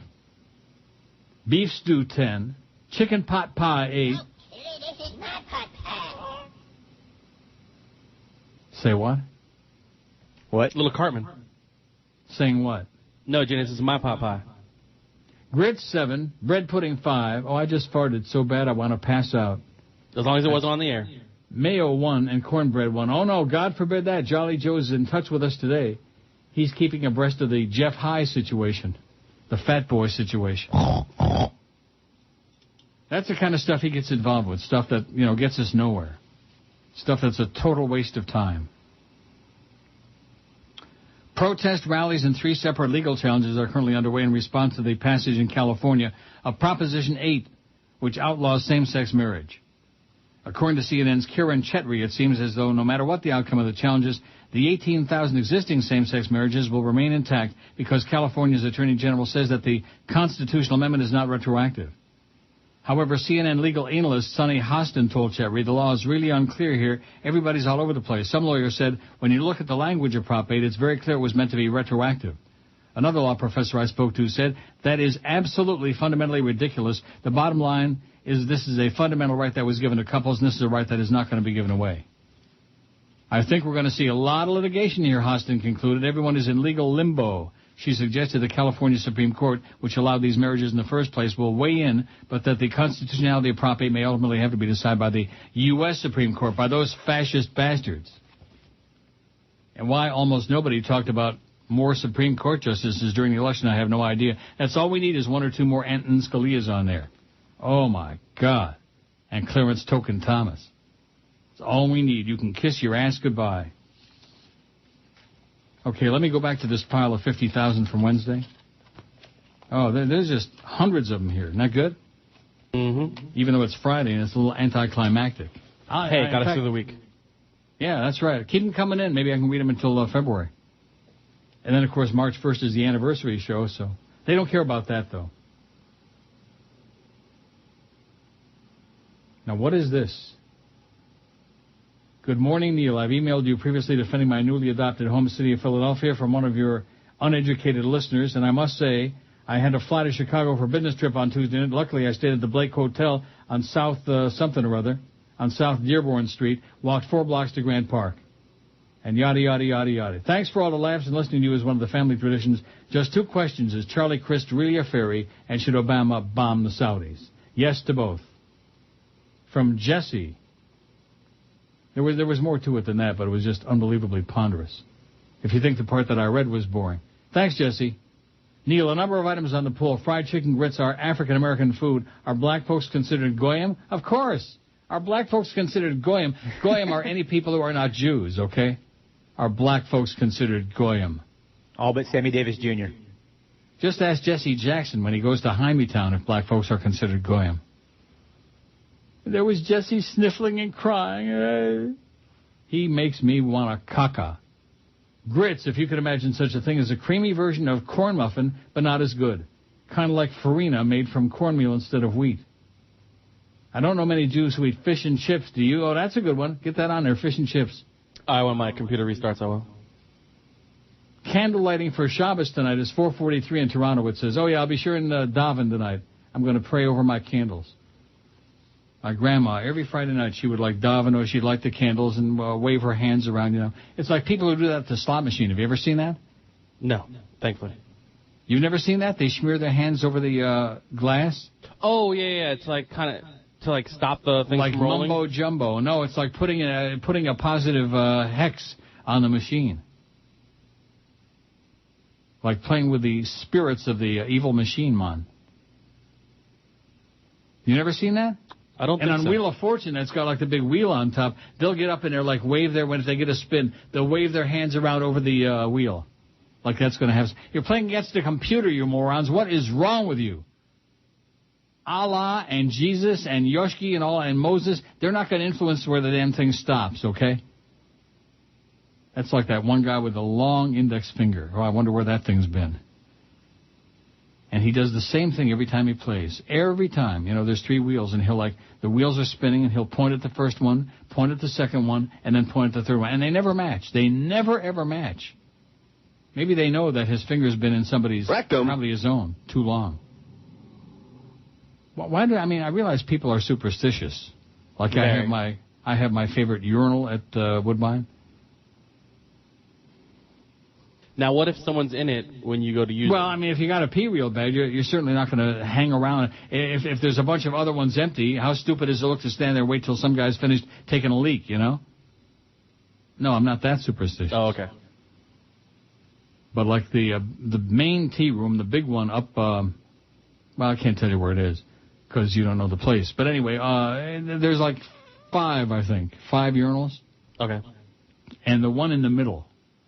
You know, with 2 on each side. The one in the middle is that's my superstitious one. That if I get to pee in that one, I'm going to win. Of course, I peed in it twice yesterday. I still lost my ass. Oh, well. Maybe I just didn't pee on the right angle or something. Maybe you shook it too many times. Yeah, that's it. Take this. This is Brady Quinn. Whenever I shave my balls, I listen to the Neil Rogers 12 to 1 hour.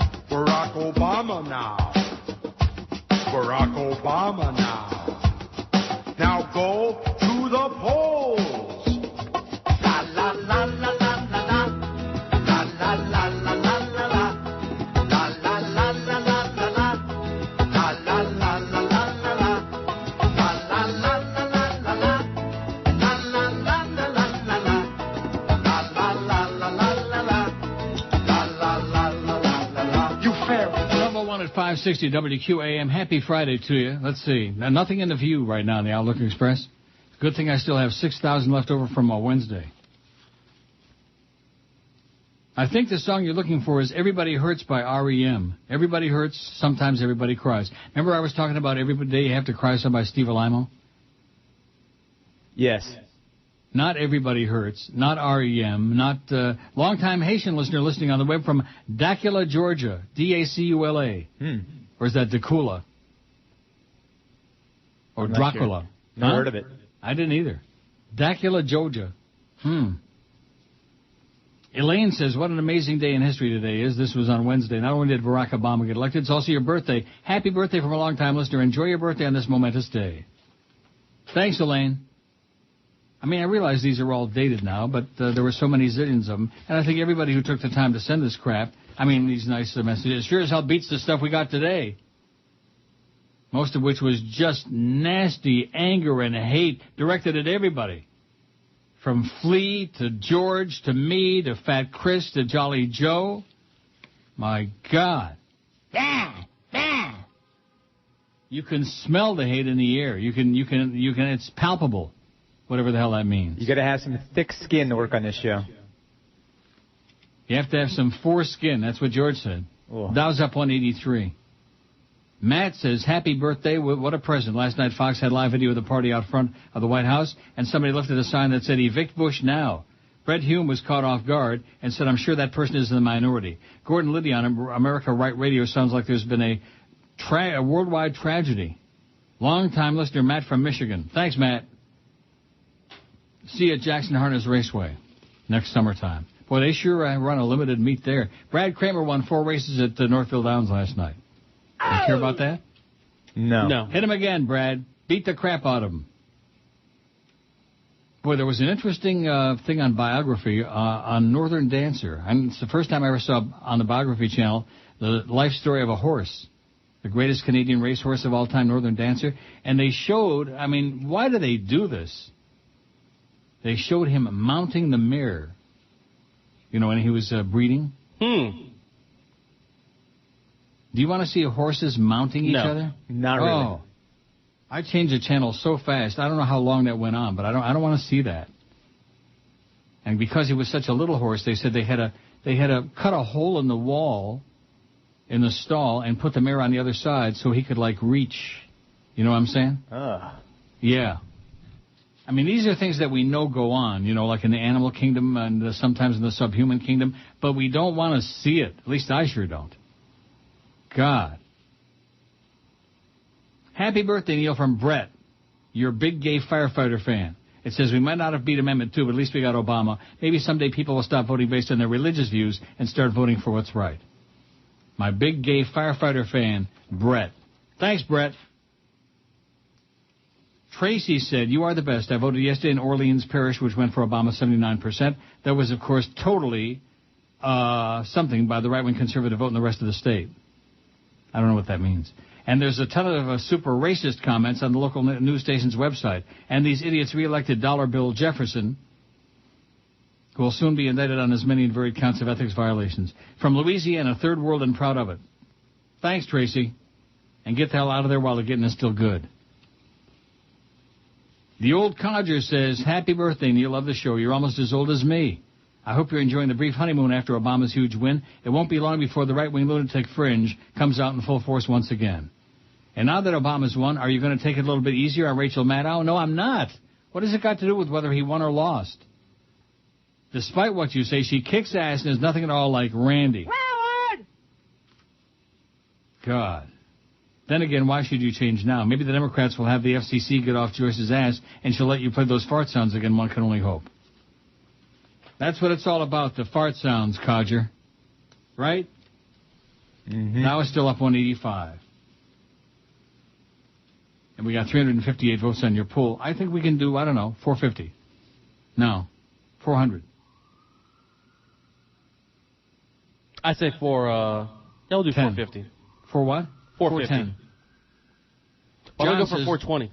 Will you shut up? Will you punch him in the head, Flea? Jesus, Scott. You hear the sirens? They're coming to get you now. Wow, they're really loud today. Oh, you have the window cracked. Yeah, I got the window cracked. John says, listening online from Castro Valley, California, near San Francisco. I lived 13 years in Palm Beach Gardens. Caught your show all the time. Have a great birthday. Thank you, John. It's 2 days after the birthday, and we're still doing birthday stuff. Because there's nothing coming in today now. Once they got all the hate out of the way. Oh, wait a minute. Here's a couple. Oh, here's Shirley Yon again. Jesse was the one who likes Philly and was offended when I said it's a toilet waiting to be flushed. I lived in Center City, South Philly, in Overbrook, which is on the western edge by County Line Road. Since I've left, all of the little neighborhood stores have closed because the owners were held up at gunpoint. A pharmacist was killed, and an old lady was mugged walking to church. Used to be a good neighborhood, Jesse. It's all yours. Enjoy it, says Shirley. Shirley's pissed off and fired off about Philadelphia. Neil, the email said how he or she loved you and George's interaction for his Schmidt in between. Sunny Isles Beach is a turd. Also, I'm Welsh and never heard of pot pies until I moved here. Love you, betcha. Whatever that means. From Neil. Schmidt in between. Oh, that's the guy that sent us that Schmidt in between. And that made as much sense as whatever that thing is I just read. Pretty sad. Maybe we could pretend that I'm having another birthday like tomorrow. How about on Monday? Happy birthday again, Neil. Oh, this is wonderful. Greg says we may not yet have seen the last of Sarah Palin on the national stage. It appears that Senator Stevens will be reelected despite his recent conviction. I wonder if they ever finished counting damn votes in Alaska and the runoff in Georgia, whether they're going to have it or not. Do we know? And whether they finished up with Missouri. Did you see anything about Missouri? They finally finished with North Carolina. Yeah, I know. Obama won it. We had it on the show yesterday, schmuck. Shocker. Oh, yeah, I was out for a while. You know, I had forgotten that until you had to bring it up again. Sorry. I had an important meeting. Yeah, important meeting, my ass. You already told us everybody just clowns around. It's just a waste of time. Just another excuse to sit around and act like morons. Yes. Anyway, it goes on about Sarah may do this. Well, we don't care. To hell with her, bitch. Pete from Boca says, happy birthday, Neil. Don't know if last night's results were the best gift for your birthday. It sure was for many of us who had pretty much given up on our democratic process. Today, for the first time in a long time, I really feel our system has half a chance. It was good to see so many something faces with hope in their eyes again. So many something faces. Oh, different faces. Obama may not be able to fix all the problems our country faces, but on his first appearance as president-elect, he's already done more than any other president to change the way the old system operates. Obama's first speech was better than any other speech W gave in his entire terms. I'll say one thing for McCain. His concession speech was humble and gracious. The crowd, however, was less than gracious. Every time he mentioned Obama's name, the crowd booed and jeered. Well, what do you expect when they're calling him communista, terrorist, They're egging him all on during the campaign, and then when the election is over, I don't understand why they're booing and getting all psychotic. Communist, terrorist, socialist, evildoer. This is a great day for our country and the world. We're about to embark on a journey that promises to change history. This is really a great time to be an American again, says Pete. There's only one thing I'm sure you will not enjoy about Obama's term in office. That'll be the lack of material that will offer your radio show. Once again, happy birthday. 60 more years, please. Oh, yeah, 60 more days, please. That's what I'm shooting for, 60 more days. That's my advice to all you young whippersnappers. Don't ever get old. Oh, let's just say don't get married. No, well, I mean, that's George's deal. Because he hates his wife like poison. He's got a horrible marriage, and he goes roller skating every Thursday night trying to, Hook up with chicks. Cruising for Quim. You hear that? You hear that noise that he makes? Like he's gagging on a piece of beef stew. I wish I had something to eat. Chew that meat. Chew it. Don't be swallowing chunks. Tell Flea that I'll miss him when George comes back. I like how he interacts with you, says Fershke, who's probably like kin to Macy Pippick. Friday, you bastard.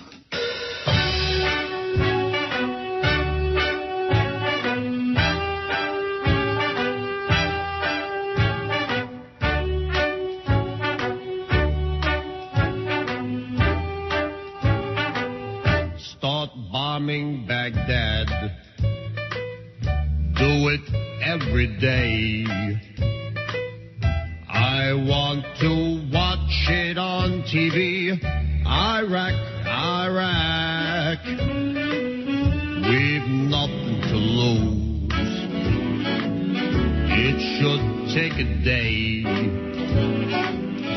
Let us just put an end to it. Iraq. I want to wake up and see their cities don't exist.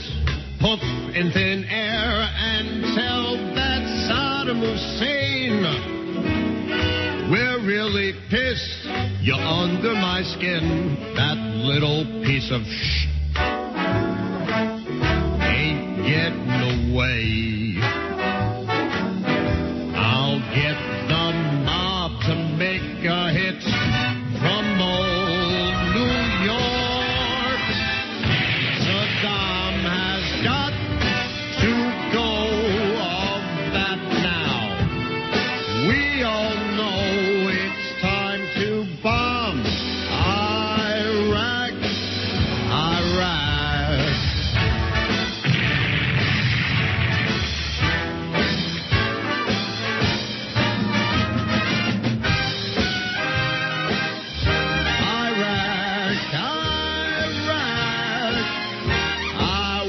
to wake up and see their cities all blown to bits. Kablooey, baby. And say that we're number one, top of the heat. We can't be beat. Again, we have won.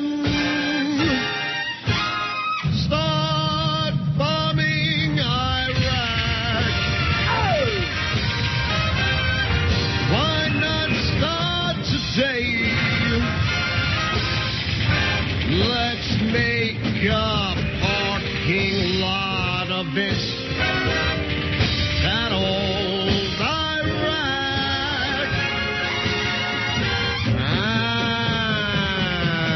And when all the boys are there, I'll do a show with that chick Cher and say goodbye, Iraq, Iraq,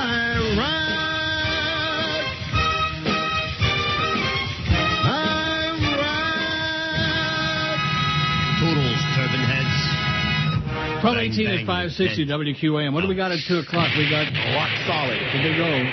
Well, you stepped on the old Schmidtmeister, SIB. Oh, here's one about Rachel Maddow. It says, if I were to have intimate relations with Rachel Maddow, would that be considered a gay experience? Asks Mike. It would be considered a gross experience, I think. But what do I know? And what do I care? 377 votes on Fat Chris's poll. Now, what were you saying? What were you babbling before when I was trying to talk? I don't remember.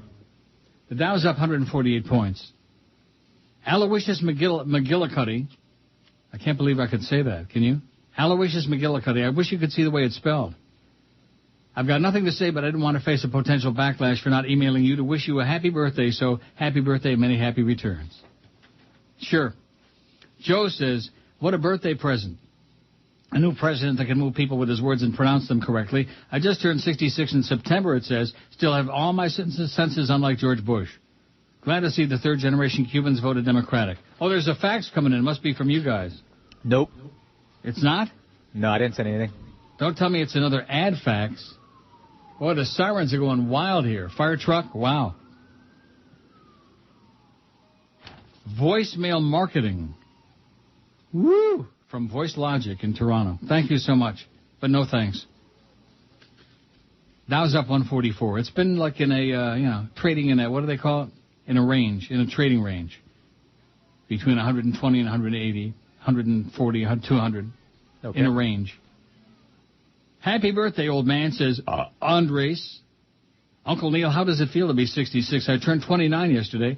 Don't do it. Don't get old. I've been listening for a couple of years now, and my Uncle Charlie's been listening for over 15 years. I met you a long time ago when you were on WIOD. You were at Joe Robbie Stadium. It was Dolphin Fan Day. I got your autograph, and you were standing there with the brainstem, Don Shula. Danny Boy was there, too. No, I was never there with the brainstem or Danny Boy. You had a huge cigar in your mouth, puffing away with your hair combed to the side. I still got that pic. Now I listen to Neil God every day online at my computer and in the truck. Keep it coming, Neil. You're the best in the market, you fairy. Go Obama. We did it. It was historical. P.S. If you win at Woodbine, run like a son of a bitch. Yeah. I don't think it's going to happen again anytime soon. I think I had my lucky streak. You know what I mean? Mm-hmm. David says, happy birthday from Colorado Springs. I've been listening since 1984 and so happy to still be able to listen on the internet. Thank you, David. Boy, thank God I got about 6,000 of these. Boy, because it's really slim and grim what's going on there today. That's because Flea is back with us. Killing it. They hate you. Oh, here's one. Happy belated 66th. Al, I heard this morning on the Today Show that bullies have different brains than others. Apparently, they are wired to get pleasure when they see suffering. You think Republicans have a similar brain wiring problem? I don't want to absolve them of responsibility for the suffering they've caused. Maybe they can't help it. It makes them feel too damn good. Your loyal listener and now chronic emailer, Dr. Al. Oh, that's Dr. Al who said yesterday. I have no line. Uh-huh. Thanks, Dr. Al. 379 on the pool. Excluding pork and shellfish, what is the most popular Goyish food? WTF 71. Biscuits and gravy 52, Spam 47, string bean casserole 35, pickled eggs 30, fried chicken 29, catfish 21, sloppy joe 17, scrapple 16, Slim Jim 16, grits 12, Oh, the thought of eating grits gives me the SIB. Chicken pot pie, 11. Beef stew, 10. Bread pudding, 5. Mayo, 4. Fish and chips, 2. And cornbread still only has 1. I don't know about cornbread. Well, it's a southern thing, huh?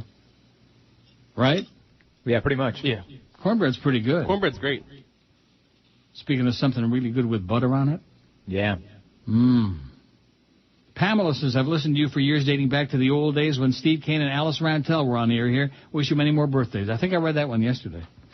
But that's okay. In fact, what I'm going to do is I'm going to go to the trash and dig out all the ones from the last 2 days and read those over again. Because there's very little Slim, speaking of Slim Jim, Slim and none coming in today. Slim and grim.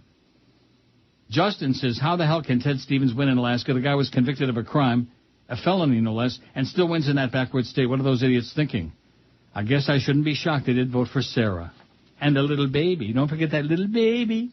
The little baby they tossed around like a football. Let me say it again in case you missed the beginning of the show. Brady Quinn looked as hot as a hot tamale last night. My God. Played a damn good game, too, but the Browns have no defense, and they lost to a girls' team, Denver, and a girls' quarterback, Jay Cutler, who looks like an ugly little kid. Doesn't he? Yes. He's strange, really strange. Pete and Kendall says, I'm so happy to admit I was wrong when I wrote a couple of months ago predicting America and its racist underbelly would rise and defeat Obama. That was before the economy tanked. However, I still think Gramps McCain would have prevailed otherwise. Nevertheless, the pain and suffering are over. Soon we can all wish good riddance to George Bush. His legacy has been the worst, the most inept president in modern history. And if former L.A. prosecutor Vincent Bugliosi had his way, Bush conceivably could be prosecuted for murder, which would be far better punishment than impeachment ever would have been. Amen, Pete and Kendall. Fry his ass. Him and Dick Cheney. Put them both on death row, along with the Rummy Rumsfeld. Jay says, from a chronic from way back when, have a great birthday. These are from Wednesday. And here it's Friday. I'm still getting caught up. See what I meant when I said thank God for all those 4... And, of course, we already tried the phones today, and... I will blame Lee on that. Yeah, it's my fault. Yeah, that was your idea, too. Oh, let's take a few calls. Hi, Ron. Hi, Ron. That was what started it, and it got much worse from there. Hi, Ron. And 2 days after my 66th birthday, I certainly want to thank Jolly Joe Bell for doing everything in his power to destroy everybody's life, including mine. Lori in Baltimore says, I'm glad the American electorate gave you and all of us the best birthday present ever. Maybe now there's a glimmer for hope of the future. And I can't get over how Obama won Florida. I feel like Al Gore, the real president's finally been avenged. No more McCain, no more Caribou Barbie, and in a couple months, no more Bush. I hope this is the best birthday you ever had. I wish you many more. Thank you for many years of keeping me sane and happy for 4 hours every day, says Lori in Baltimore. Thanks, Lori. Kathy says, it was a great night for Obama, but it was distressing to see that homophobia is alive and well. I hope the fact that my husband is black gives me permission to say I think it was a case of too many ignorant Negroes going to the polls to vote for Obama. How do you like that, ignorant Negroes? I was standing in front of an old black fart who, after reading Amendment 2, said, well, that's what the Bible says. And, of course, that's true. I would have confronted him if I could have done so without embarrassing my son. It would be nice if we could teach black folks that discrimination against gays is still discrimination. You don't have to read this email, Neil. It's kind of depressing, and I'm actually ecstatic that so many states turned blue this time. I love you more than I can tell you. But no puppy for you, Neil, says Kathy. Well, what does that mean, no puppy? No idea. Oh, that's right. There's going to be a puppy in the White House. Don't you remember that was in his speech? For the kids, there's going to be a puppy waiting for the kids in the White House. Oh, yeah. You didn't think that was, like, touching? You are so cold and just... The sports leader. Holy Mackinac! This is Joe Bowen, the voice of the Toronto Maple Leafs, and you're listening to the Hockey Authority, Neil God. Looking bald and sweaty. Look at my sweaty ass. You sure are sweaty. Every hour I need a bath. Take a bath. Now the sunshine cooks my head. I'm hot. My eyes are filling with pouring sweat. Are you hot? This is where I burn up. Sweating bullets. I think the weatherman should shut up. Shut up, fat boy. 'Cause if this heat was ever in doubt, It's unholy hot. you're gonna know it when the AC is out. Sweat. I'd do anything to just feel cool. Dirt. I'd jump naked in a slime green pool. Ordinarily I'd ask real nice. Please. Right now I'd kill a penguin for his eyes. Wonder if I should take That is hot. another shower on my morning break. She's hot? I better not, cause I sweat again. Unbearably hot. There's not a dry spot on my skin. No, I'm not dry. Every part of me is dripping like a sick heart. My ass is steaming hot, red, and I sing hardcore. It's hard to take it. I am baking to fight, to fight. Every part of me is sweating like a sick heart. My ass is steaming hot, red, and I sing hardcore. I'm now butt naked and still baking to fight, to fight. Rectum. Be dripping off our naked bodies. 12:32 at 560. WQAM. We didn't get one spy report about yesterday's DA and Coop show. Mad Dog's back today, by the way. Thank God, 4 to 7. But yesterday we had DA and Coop. Mm-hmm. Well, how come we're not getting any feedback? Maybe nobody was listening. And why would you say something like that? You know, I don't understand how Joe Bell tolerates you. I know. He gives good massages, probably. Sounds like jealousy to me, Fatso. Not at all. So in other words, he's encroaching on your territory? Not at all. I don't want to say what your territory might be. Rectum. You and Fat Jolly Joe, but... Not at all. Steve in Jersey said, missed yesterday's show. Not sure if anyone commented on Obama's win being a great blow for breaking the race barrier, but a pretty schmitty result for those who simply wanted to spend their lives with someone of their own sex, especially from blacks in California voting overwhelmingly to ban same-sex marriages. It may be a new day, but not a good one for all. Nice job by Chris and Flea in the QM studio in Miami this week. Any pictures of George at the rink, please? Oh, yeah. Good God, Steve. Please get a life. I have no life. I think you need to keep the WTF on the polls. It's the listeners' feedback on the poll question and should be kept. Keep up the great stuff, says Steve in Jersey. Thanks, Steve. No pictures of George at the roller rink. Great job by Chris and Flea in the studio this week. Wow. Believe that? No. I sure don't. Of course. Well, you do, yeah. We were great.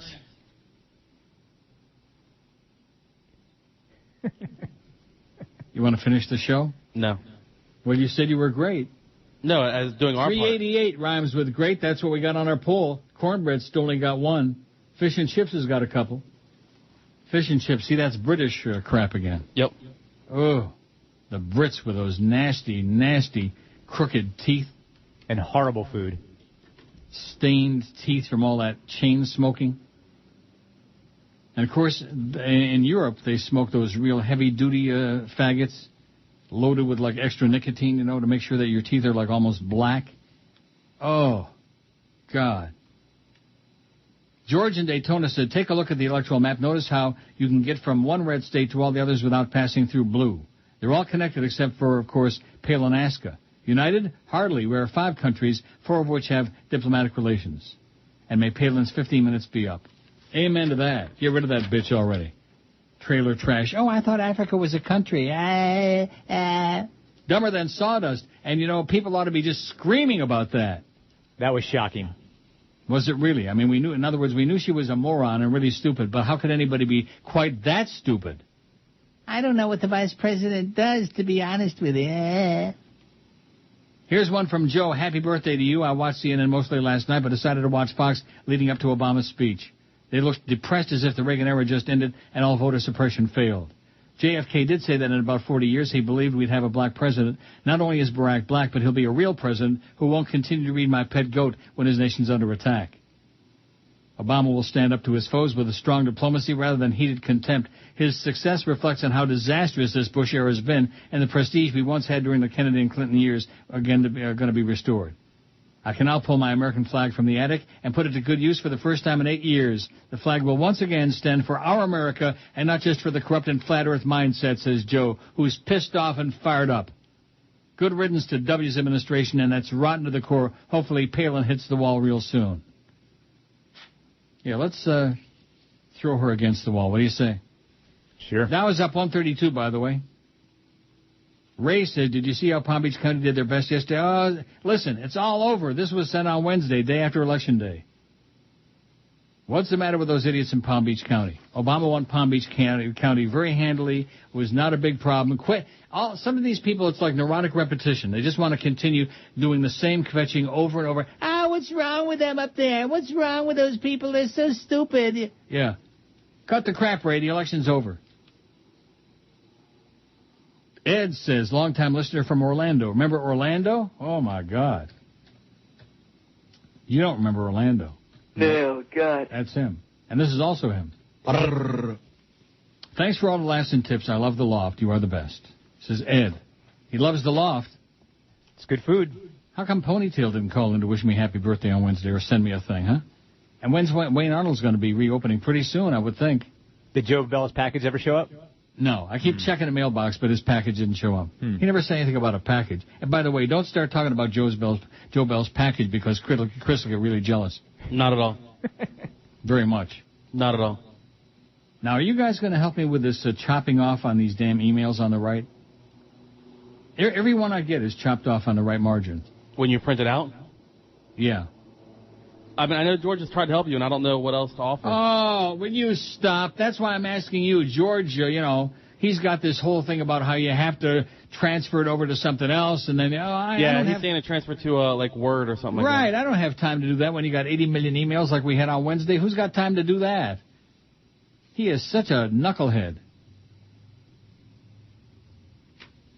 And the reason he does that is because he doesn't know the answer. Maybe somebody in the audience knows the answer.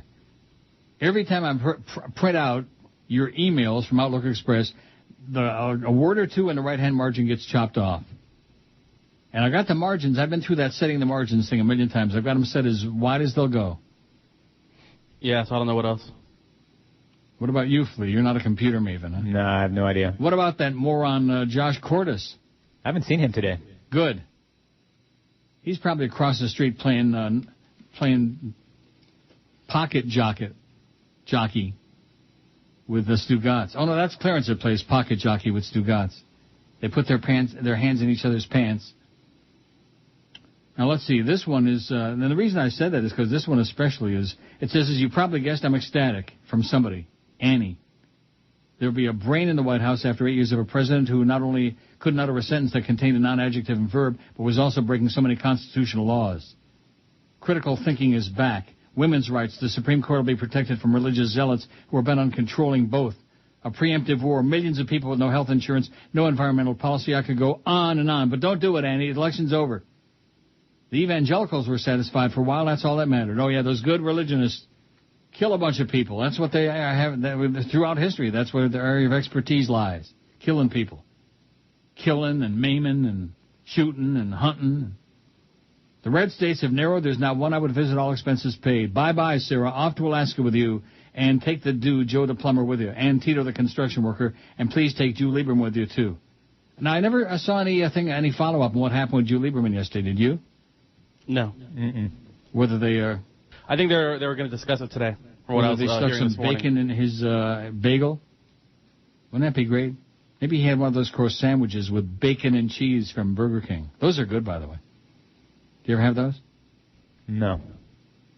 You never had a breakfast cross sandwich from BK? Yes. Well, in fact, if they've ever made it to eat, you've had it. No. Yes. I bet you've had breakfast burritos. No. Neither have I. I have. And? At Whataburger. They were good. Whataburger? Yeah. Hey, Neil, has there been any comment besides from any other listeners about the documentary of the Iraq occupation? No. Oh, this is from Armando, who keeps wanting me to watch that thing, which I have no idea where to find it. Good luck to you, Armando. No, nobody saw it. Nobody knows what you're talking about. Here's one from Tom. I always felt that a country could abolish slavery, give people of color and women equal rights, would eventually have a black man or woman in high political office. I never thought in my wildest dreams I'd one day donate to a black candidate and he'd be elected to office of president. Without realizing it, I had my finger on the pulse of the nation. He had his finger on it. I'll bet. Here's hoping we're fortunate enough to see him bring back some of the ideals and aspirations that the Founding Fathers intended for all of us. Yeah, like slavery. We've witnessed a great moment in American history, and I'm so proud that I was able to keep the faith and play a small part in making it happen. Happy birthday, Tom. Thank you, Tom. Go get him, baby. With liberty and justice for all, except you faggots, of course. How about Barney Fag? I cleared it. What? Yeah, I cleared it. The sports leader. Grab my junior, honey. Nice going, Clarence. You simple pimple man. You pusshead. Kind of a fact. It's something they can't seem to hide. You fairy. Kind of a fact. They can't admit that they like guys. No. Steven, Richard Gere, and Tommy Cruise have got the type of needs that you and Keanu Reeves and then there's always they're just silly homos. They're okay.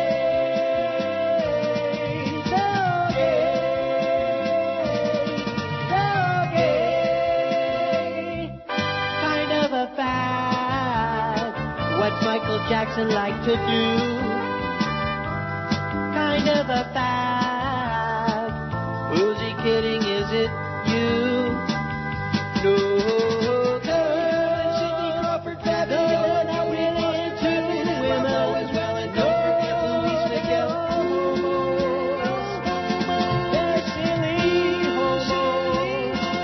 They're okay.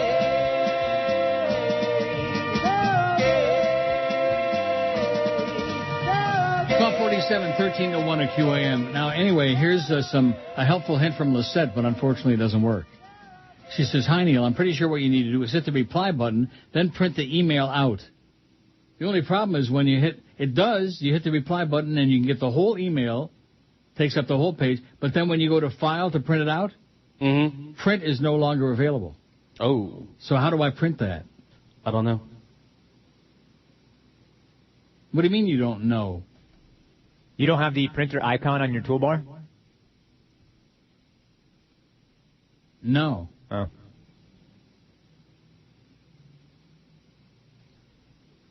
I guess you're SIB. What? Yeah, SIB my ass. No, I have to click File and Print. And when I click File now that I got the reply thing on there, it won't, the print is like, it's not highlighted. You can't click on it. You can't select it. You follow what I'm saying? Mm-hmm. So how the hell do I print this? I'm sure it's going to work. Now, wait a minute. Maybe up on top here, there's a funky little toolbar. That was funky, I said. I think I said that. I don't know. Increase indentation. What does that mean? I have no idea. Decrease indentation.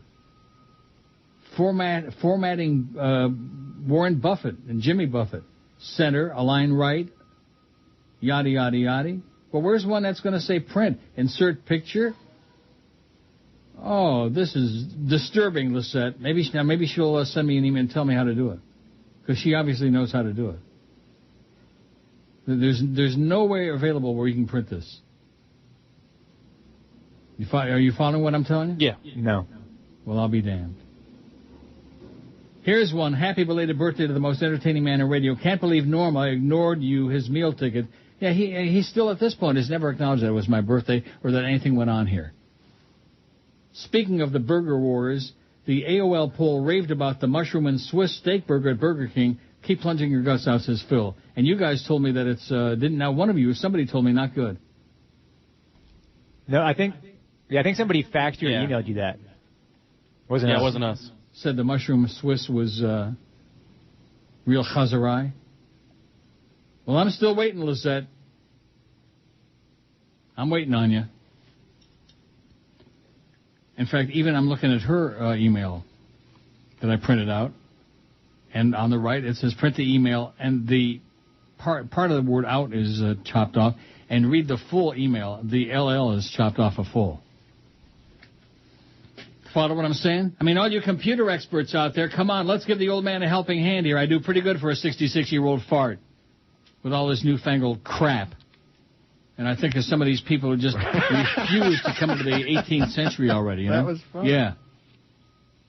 Oh, I'm just not into computers. It's too difficult for me. It's not all that difficult, okay? But there are some things that just are frustrating. They don't work. And then George, of course, has got this incredible knack of giving me instructions of how to do it some convoluted way that takes like 20 minutes for each email. That would have been really good on Wednesday. Today it might be okay because there aren't that many. XDom writes, whatever happened to the weather fairy? Or should I say fairies, including Bill Kamal, who must be in homo heaven with all those manly men 24/7. Now, I think they're probably too old for him up there. Where is he? Is he in Rayford? He's somewhere. He's on the inside. Who is more fairyish, our limp-wristed governor or Ms. Norcross? Belated happy birthday. Love you. Listen every day, need a life, says X-Dom about fairies. I have no life. Fairies. That Brady Quinn sure looked good last night. My God, is he a beautiful man. I hate to say that because it sounds a little bit... Gay. Just a little bit. Even Flea agreed with that. He said he is hotter than a damn stovetop. Ever have stovetop stuffing? Of course. Ugh. I mean, it's okay. 407 votes on Fat Chris's poll. I think you can make 450. What's wrong with you? What's the matter from you? You can do it. I think we can do it also. That's what Joe Bell said. Keep pumping, Chris. You can do it. Now, I never heard back from Lisette, okay? That's very I never heard from anybody about that. Nobody knows. Nobody knows the trouble I've seen with my chopped-off emails. Now, the interesting part of that is that now when I go to stories and print them out, the right-hand margin doesn't chop off. Let me just try one, okay? Miami Herald, Hurricane Paloma grows as it nears Caymans. Print. Got it? File, print, and okay. Okay? Okay. Okay. How's Dennis James doing? Still dead? Who? Oh, here's Lisette is back. As a follow-up to what you just said, when you hit reply, then right-click on your print feature should come up. Try it. Oh, my God. Right-click. Print. There it is. She is the best. Wow. Now here comes up this whole box. How do you do it? Print? Do I press just OK? Uh-oh. Maybe this is going to print out. Dun, dun, dun, dun. Yeah, look at this. I printed out that story about Paloma and Cuba and blah, blah, blah, blah, and it printed the whole thing out with no chop-offs on the right-hand margin. Now, the only problem with this, Lisette, is I did what you said. Oh, font, it says. It doesn't say print. It says font. That's what I hit. Uh-oh. When you hit, huh? I said, uh-oh. Yeah. What is she talking about? Let me go back and read her message again. When you hit reply, then right-click, and your print feature should come up. Try it. Okay? Right-click on what? Inside where... Yeah, just on the page itself. On the email itself. Select all, font, paragraph, increase indent or decrease indent. There's nothing there, and even cut, copy, and paste aren't highlighted, but there's no print on there. There's not a selection to print. Lisette. Damn it. But she's trying anyway. She's the only one that's trying for me. Oh, wait a minute. Now all of a sudden print came up. What the hell was that all about? No, seriously, what the hell is that all about? And it's not printing. That's the best part. Oh, it is. But I'm back on my regular Outlook Express page. I know this is captivating radio. Those of you who don't like it, your mama, okay? This is important crap. This is heavy-duty crap. Now, let's see. Now, your print feature should come up. P-R-I-N, and the T is blocked off. Keep trying for me, Lisette. Keep them emails coming. We can kill the last hour with this stuff. And I do mean kill it. Maybe we'll have to get the engineer out there to figure it out. What? Maybe we'll have to have the engineer what come the out hell and figure do it out. they know about it? What engineer? Oh, what's his name? The Toronto engineer? Yeah. I'm not going to have him come in here just to do something like this. Are you a crazy person or what, as if we don't know the answer? I'm sure he loves you.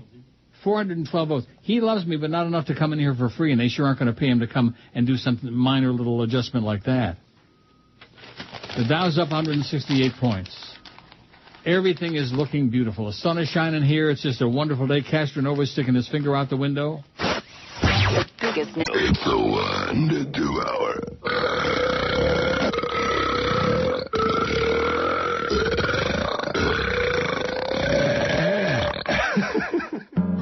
1 in 7 Americans suffers from a terrible affliction, and while others find it funny, to those who have it, it's no laughing matter.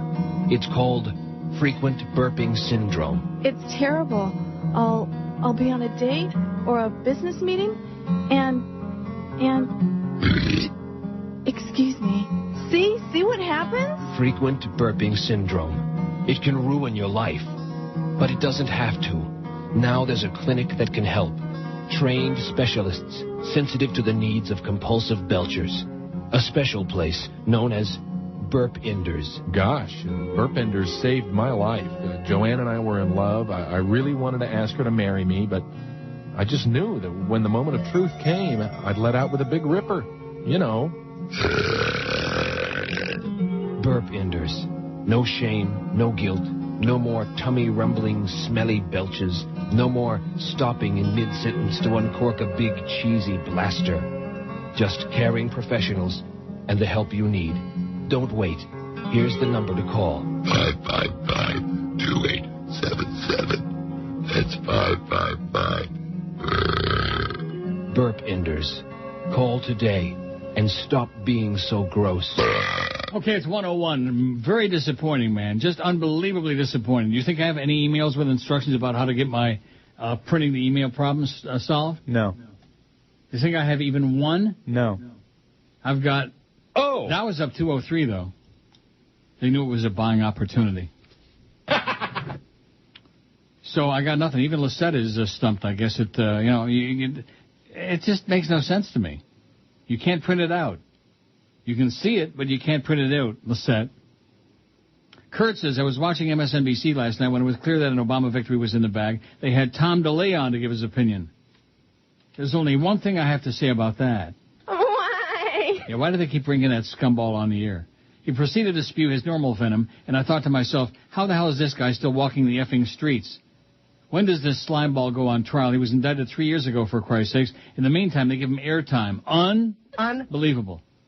Also, I flipped over to Fox. It looked like a wake. Brit Hume, Karl Rove, the rest of the Nazis were dumbfounded. To their credit, they called Ohio for Obama earlier than MSNBC, so sealing the deal for Obama. They sealed the deal. Uncle Neil, what a wonderful day. Your birthday and the election of the next great president of the U.S. Mazel tov to us all, said Holly. These are all from Wednesday, from my birthday. Oh, he's reading emails that are 2 days old. Well, number one, there aren't any more from today. And number two, they aren't giving me any helping gland or hand about that technical problem.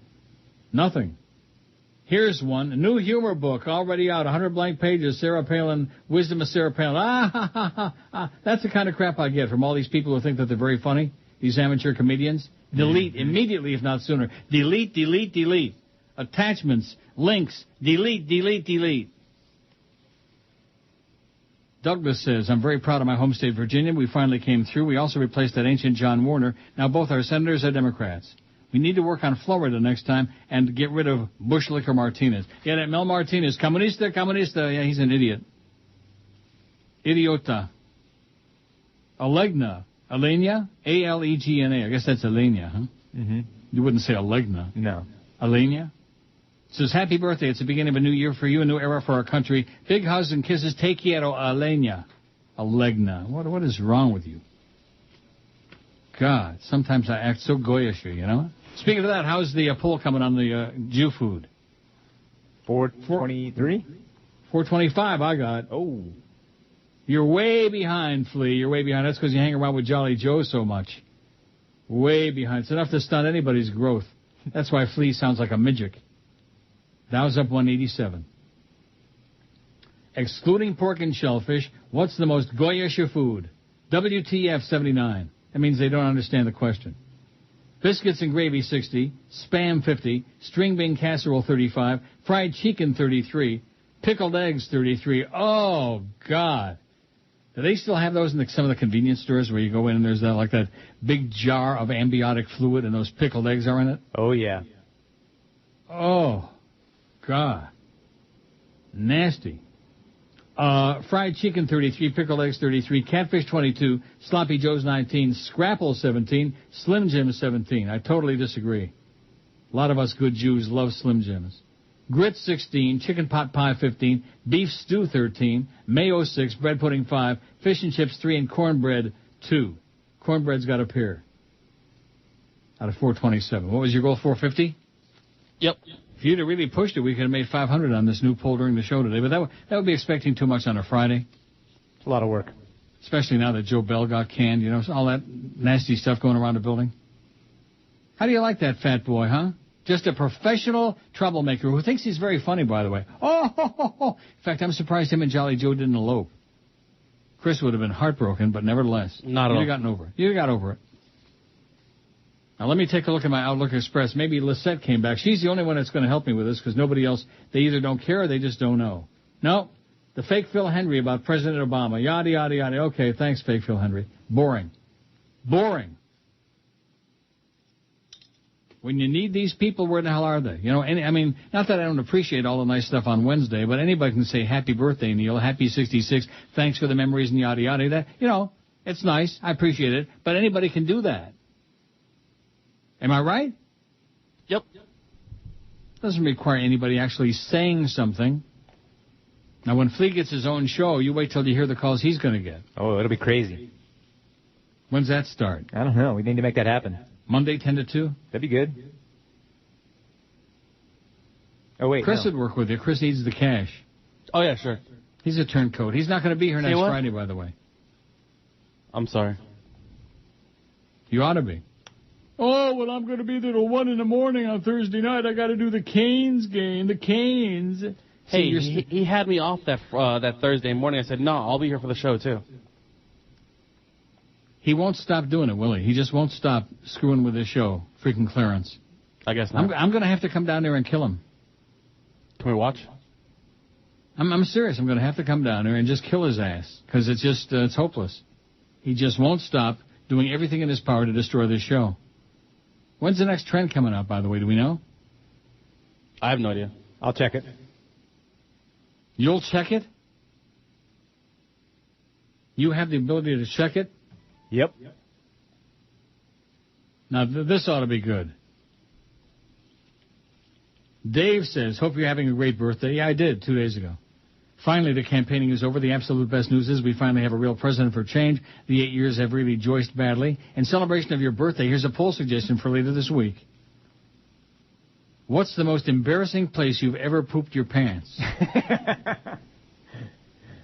I never poop my pants, and I'm a liar. During nude male swim class, while driving my car, while riding my bike, while swimming in a public pool, in a jacuzzi, at church, at the gym, at work, at school, at a restaurant. While participating in sporting events such as wrestling. Well, I'll put that in my pile. That's not too. By the way, the next trend comes out November 19th. 19th.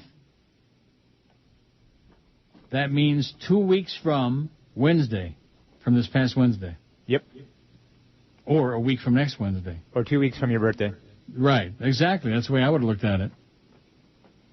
Everything going on in the world revolves around how it relates to my birthday. Oh, wait a minute. Or 50 weeks from your next birthday. Lisette says, let's try this. Select the text within the email, and once highlighted, right-click and hit print selection. Try that. I'm thinking the other suggestion didn't work because Outlook is kind of quirky. Okay, I'm going to go back to that email. I'm right-clicking. It's not going to say print selection. It doesn't say anything about print anything. Oh, but I didn't highlight it, though. Okay, let me highlight it. Right-click. And it says print. No, it says font. There's nothing about print. So even though she means very well, it's phantom stuff.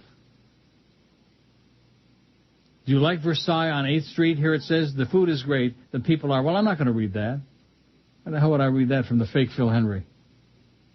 While you're on the page you want to print, try pressing Control plus P. This is a built-in Windows shortcut for printing and usually works. Control plus P. Okay. Now, all that happens is that the print box shows up. I'll click on print, and this one's going to print out the whole thing because there's nothing, it doesn't go that far to the right. You know what I mean? Do you know what I mean? Right, so you don't know if it solves your problem or not. Control plus P is just another way of getting the print box to pop up. Why is that going to change the way it prints out? Am I right? If you hit reply and then do the Control P, then it should work. You're such a jerk. Well, let's see. While you're on the page you want to print, maybe it works. A built-in Windows shortcut for printing, it usually works. But like I said, this one, it was going to work. Now let me go back. Oh, Brandon says, add cotton candy to that poll. Get out of here, Brandon. Cotton candy is for Goyim since when? Jews, we love our sugar. Crazy person. Now, let me find one that's, here we go. I work for the University of Miami as a computer technician. If you like, I can connect connect to your computer remotely to try to... Of course not. You're telling me no? Let me know. You can call me in my office or send me an email. I'm going to let some stranger, I'm going to hook him up with my computer. Yeah, while you're at it, give him your Social Security number and your bank account numbers. I'll help you out. That's next. Now, what did I do? Control P, right? Mm-hmm. Okay, there's the print box. I'm clicking print. It's going to come out chopped off, okay, because it's a long sentence. Yeah, this is Luis. Luis at the UM. At the Frost School of Music. And I really kind of frost my ass a little bit that he thinks I'm going to hook him up. Okay, let's see how it turned out. Chopped off on the right. No difference. No difference. All it's doing is just bringing up that print box a different way, that's all. It's not changing anything. Oh, here's the phony Aaron Summers says, even I wouldn't sleep with Josh Darrow. That's quite an indictment. But who the hell, what kind of creature actually would? There are skunks that would be revolted by Josh Darrow, a.k.a. Clarence. Let me say it again, the Humper, he invented all these people, Stu Gotts, and I told him that right to his puss that night we had dinner. I said, I've been ripping you. He just laughed. He went like that. He to me is a medical marvel, the Humper. I mean, I know I eat all this ice cream and my blood sugar is bad, but at least, I look almost human. But he is just gigantic. And he has the craziest, balding pattern I've ever seen. Are you picking on Hank now? A little bit. I bet you your buddy Joe put you up to this. It's Friday, you bastard. This is CNN Breaking News. Several McCain... Oh, that's the wrong bit. Excuse me.